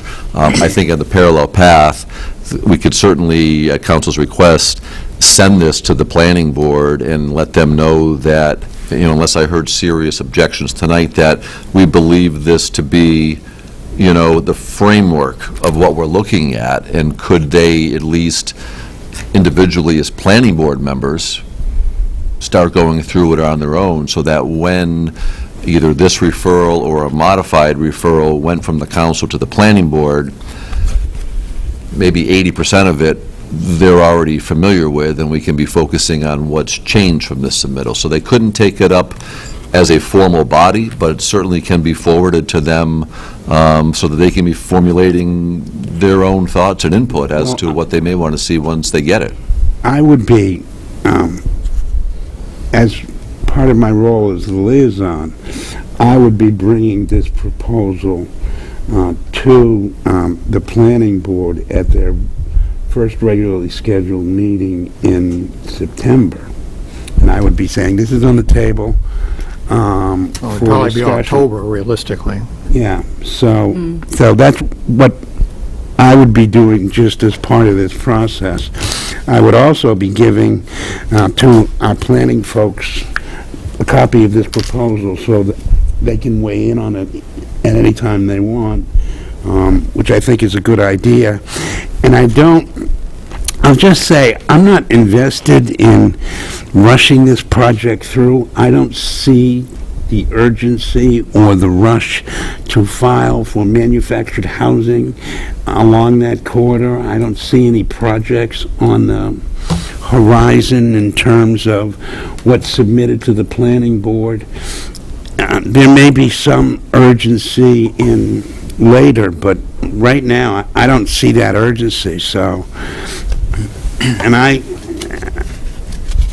think the process has got to go through the planning board for at least some kind of referral to the zoning committee. I think they've got to weigh in on that, so that's just my thoughts. I'm not invested with how fast or how slow we get that over there, don't get me wrong. I just don't see the urgency, but I Councilor don't Hamel? care. Councilor Hamel? Okay, yeah, I have a couple questions. Now, under commercial and industrial, indoor storage and self-storage, is that the metal storage shed structures? The rent-a-garage thing kind Yeah. of thing, you mean? Yes. It's on, About it? is that what that is? Page 54.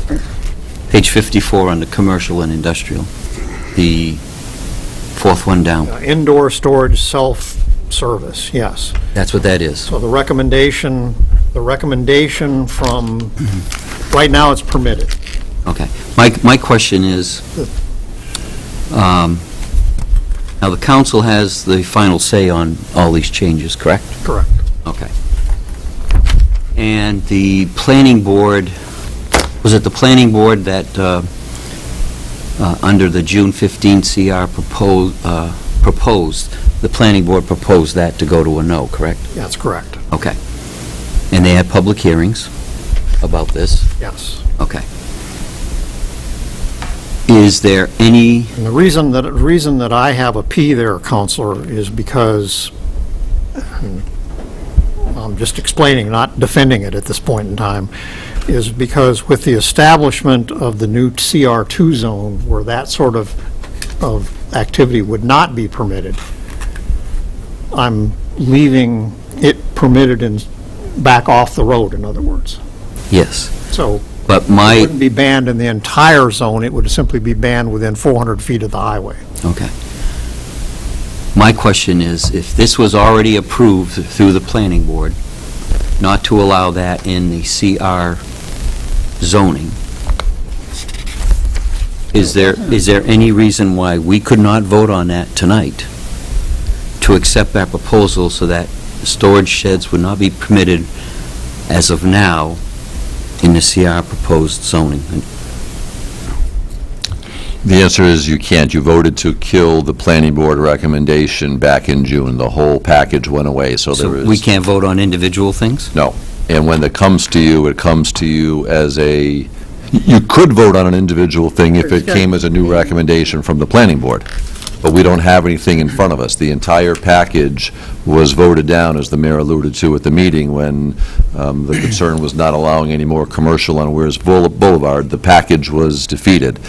When recommendations... But I mean, if we had voted down the entire package, and there was a reason for that, We did. yeah, we did. I'm not saying we didn't.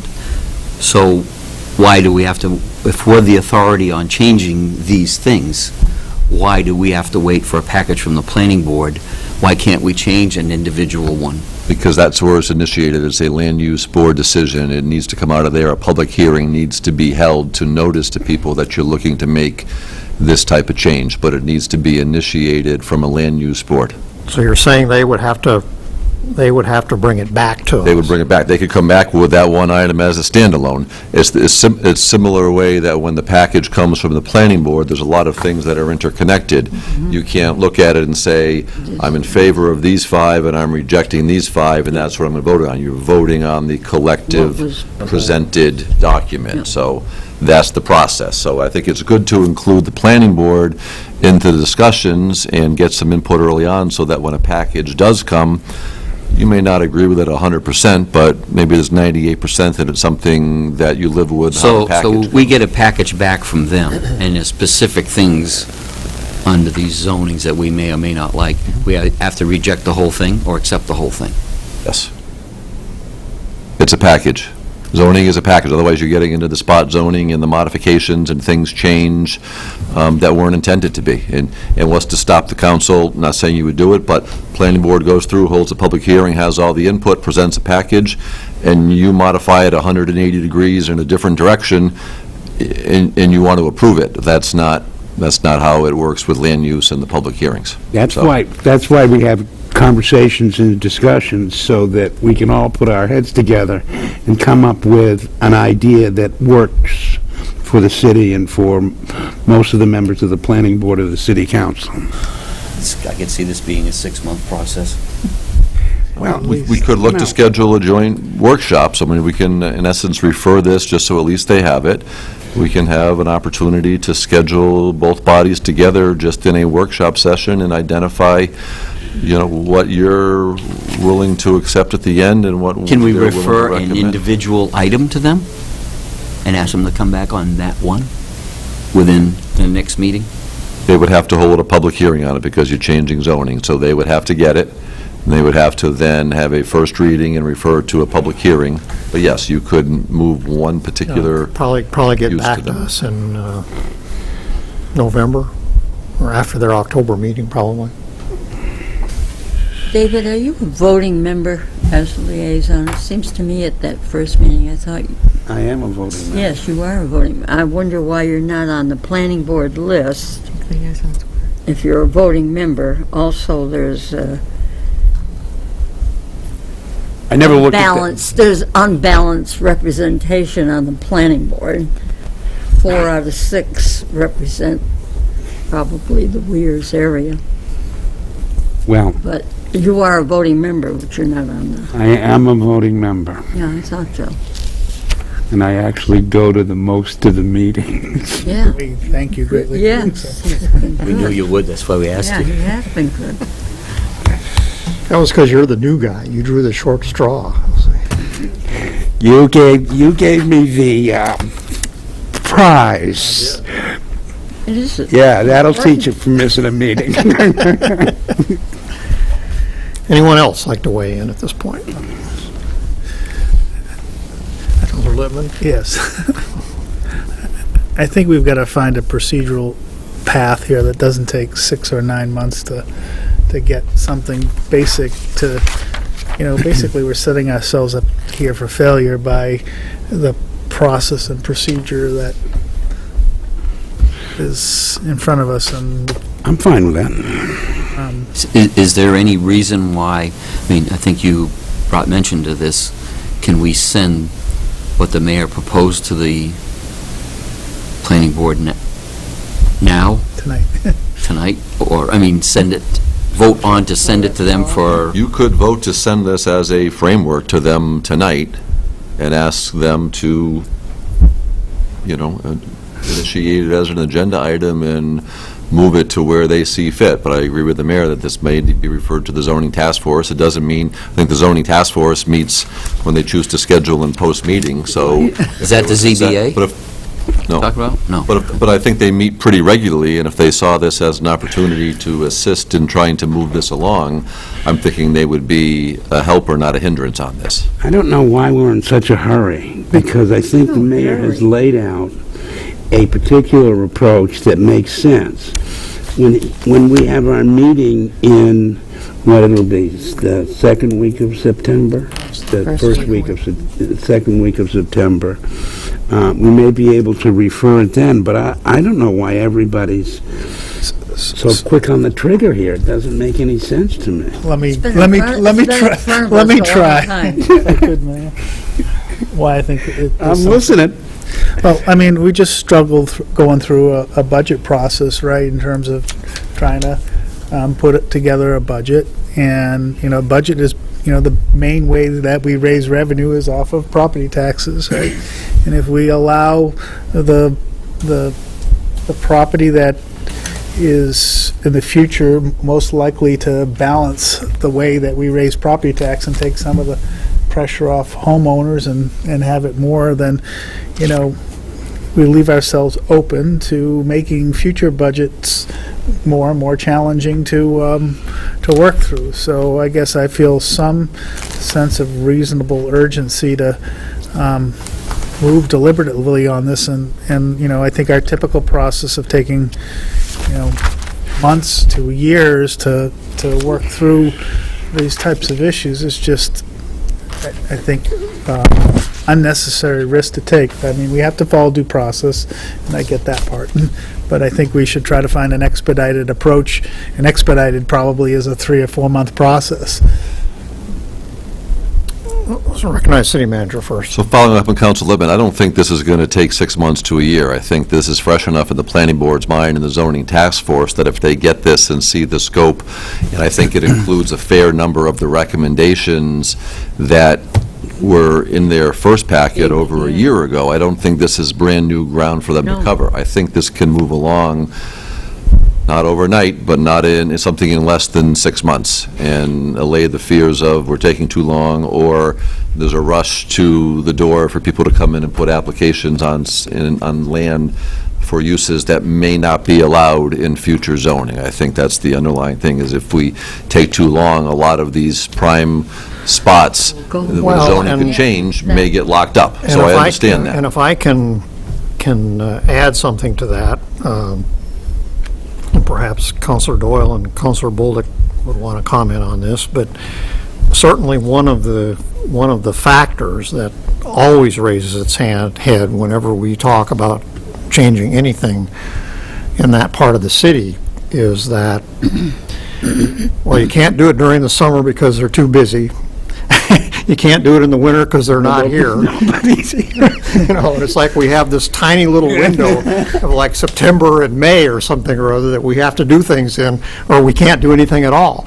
So we really don't have a 12-month calendar when we're talking about soliciting input on that part of the city. I think we can do it at a reasonable time, get the input, but not drag this out.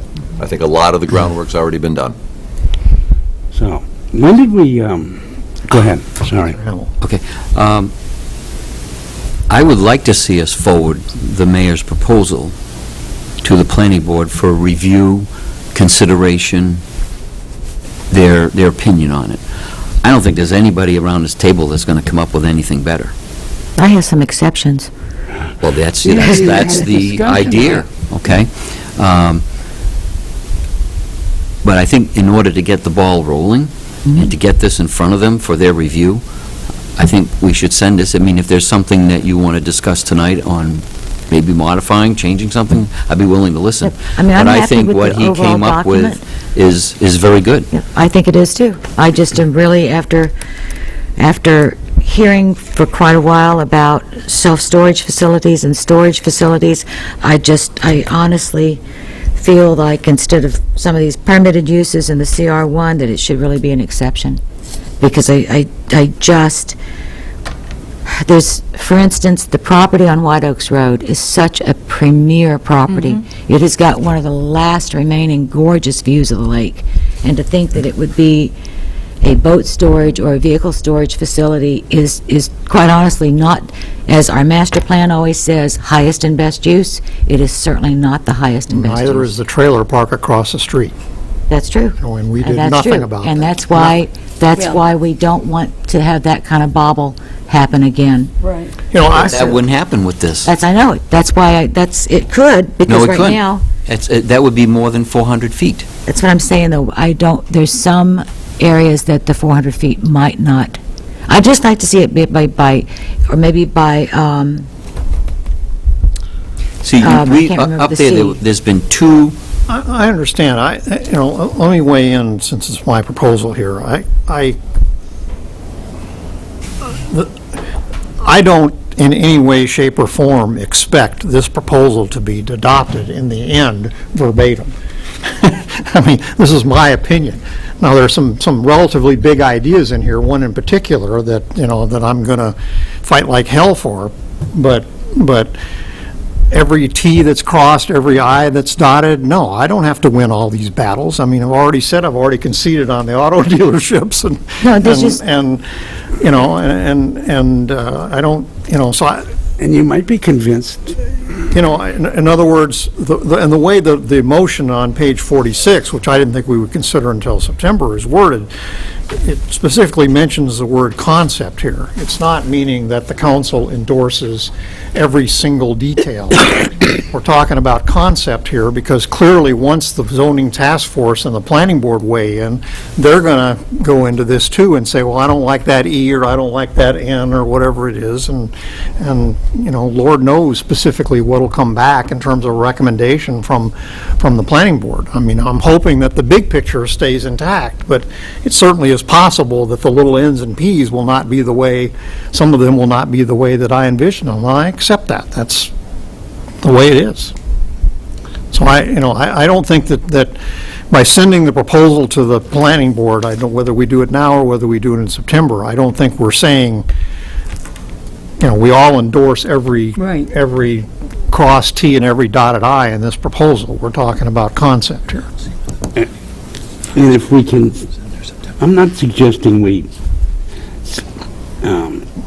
delay the project. I'm just suggesting that what we do is we reach some kind of a consensus about the broad picture here, after some deliberation and after some input, and then send it on to the planning board that way.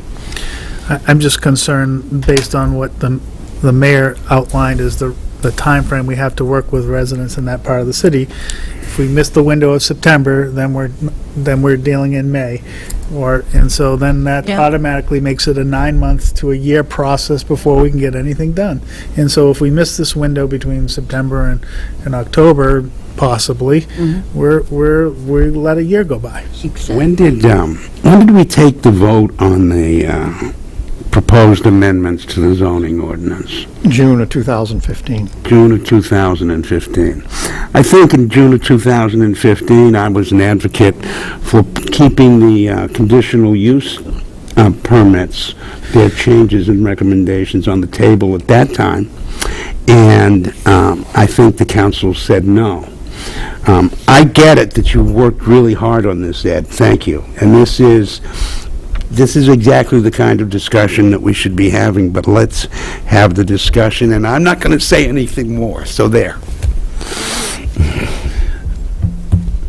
I'd like to make a motion to move this forward, notwithstanding that you may not be in favor of it, David, to the planning board, and to set up a process that gets us to use the month of August, the month of September, and possibly into October, where we can actually get something practically accomplished to address some of the major concerns. And even if we can't perfect it in that time period, but at least to protect the big picture stuff. And if we need more time after that, then we'll take it up again in May. I'll second that. I have a motion on the floor by Councilor Lippman, seconded by Councilor Hamel. So that's pretty close to the resolution that's in the book. Yeah. I guess I'm putting some time frame around it, which would be that we use the window in front of us to... But wouldn't it also be dependent on what we get from the planning board? Yeah. We have to take the whole package, or we can't take anything out. So Right, which I think... We could have some discussion with them. Which I think speaks to them. Iron it out before it comes back to us. it's still 4 out of 6 of the years on the planning board. See what happens. I think the manager's idea of a workshop between the parties to keep it moving would be a good suggestion. So I guess I'm looking for something basic to occur between now and the time that we have it, and if don't let the perfect be the enemy of the good, so to speak. Well, I think it's a good place to start. I think it is a good place to start. I just think that it'll give them chance to be able to attend some of these meetings before they leave. Are you all set with the motion, Madam Clerk? Okay, we have a motion on the floor from Councilor Lippman and a second from Councilor Hamel. Any further discussion? All those in favor, please raise a hand. All those opposed? 5 votes in the affirmative, 1 negative, the motion carries. He's taking my Thank you. And he's not even near 90. I don't know what the- Okay, so that concludes, we might make, yeah, we're going to make 10 o'clock. Hopefully we can make. Okay, thank you for the discussion, I appreciate it. Unfinished business. Refer you to page 57 for the resolution. This is with regard to the rifles. Second reading of Resolution 2016-20 relative to authorizing the city manager to accept and expend grants on behalf of the city from the Justice Assistance Grant Program, JAG, in conjunction with the Belknap County Sheriff's Department. The total amount of the grant is $15,714, with the city's share being $14,550. The grant does not require a municipal or county match and is earmarked for the purchase of police firearms. Is there any discussion or comments before we get to making motions? The resolution itself is on page 58.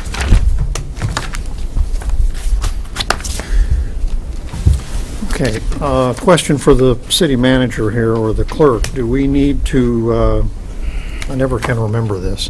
On second reading, do we need to waive reading the entire? No. So we can just do it by title? Okay. Okay, then, a motion would be in order to approve Council Resolution 2016-20. So moved. Moved by Councilor Hamel, seconded by Councilor Bolduc. Any discussion? All those in favor of adopting Resolution 2016-20 as presented, please raise a hand. I have 6 votes in the affirmative. The resolution is adopted. Thank you.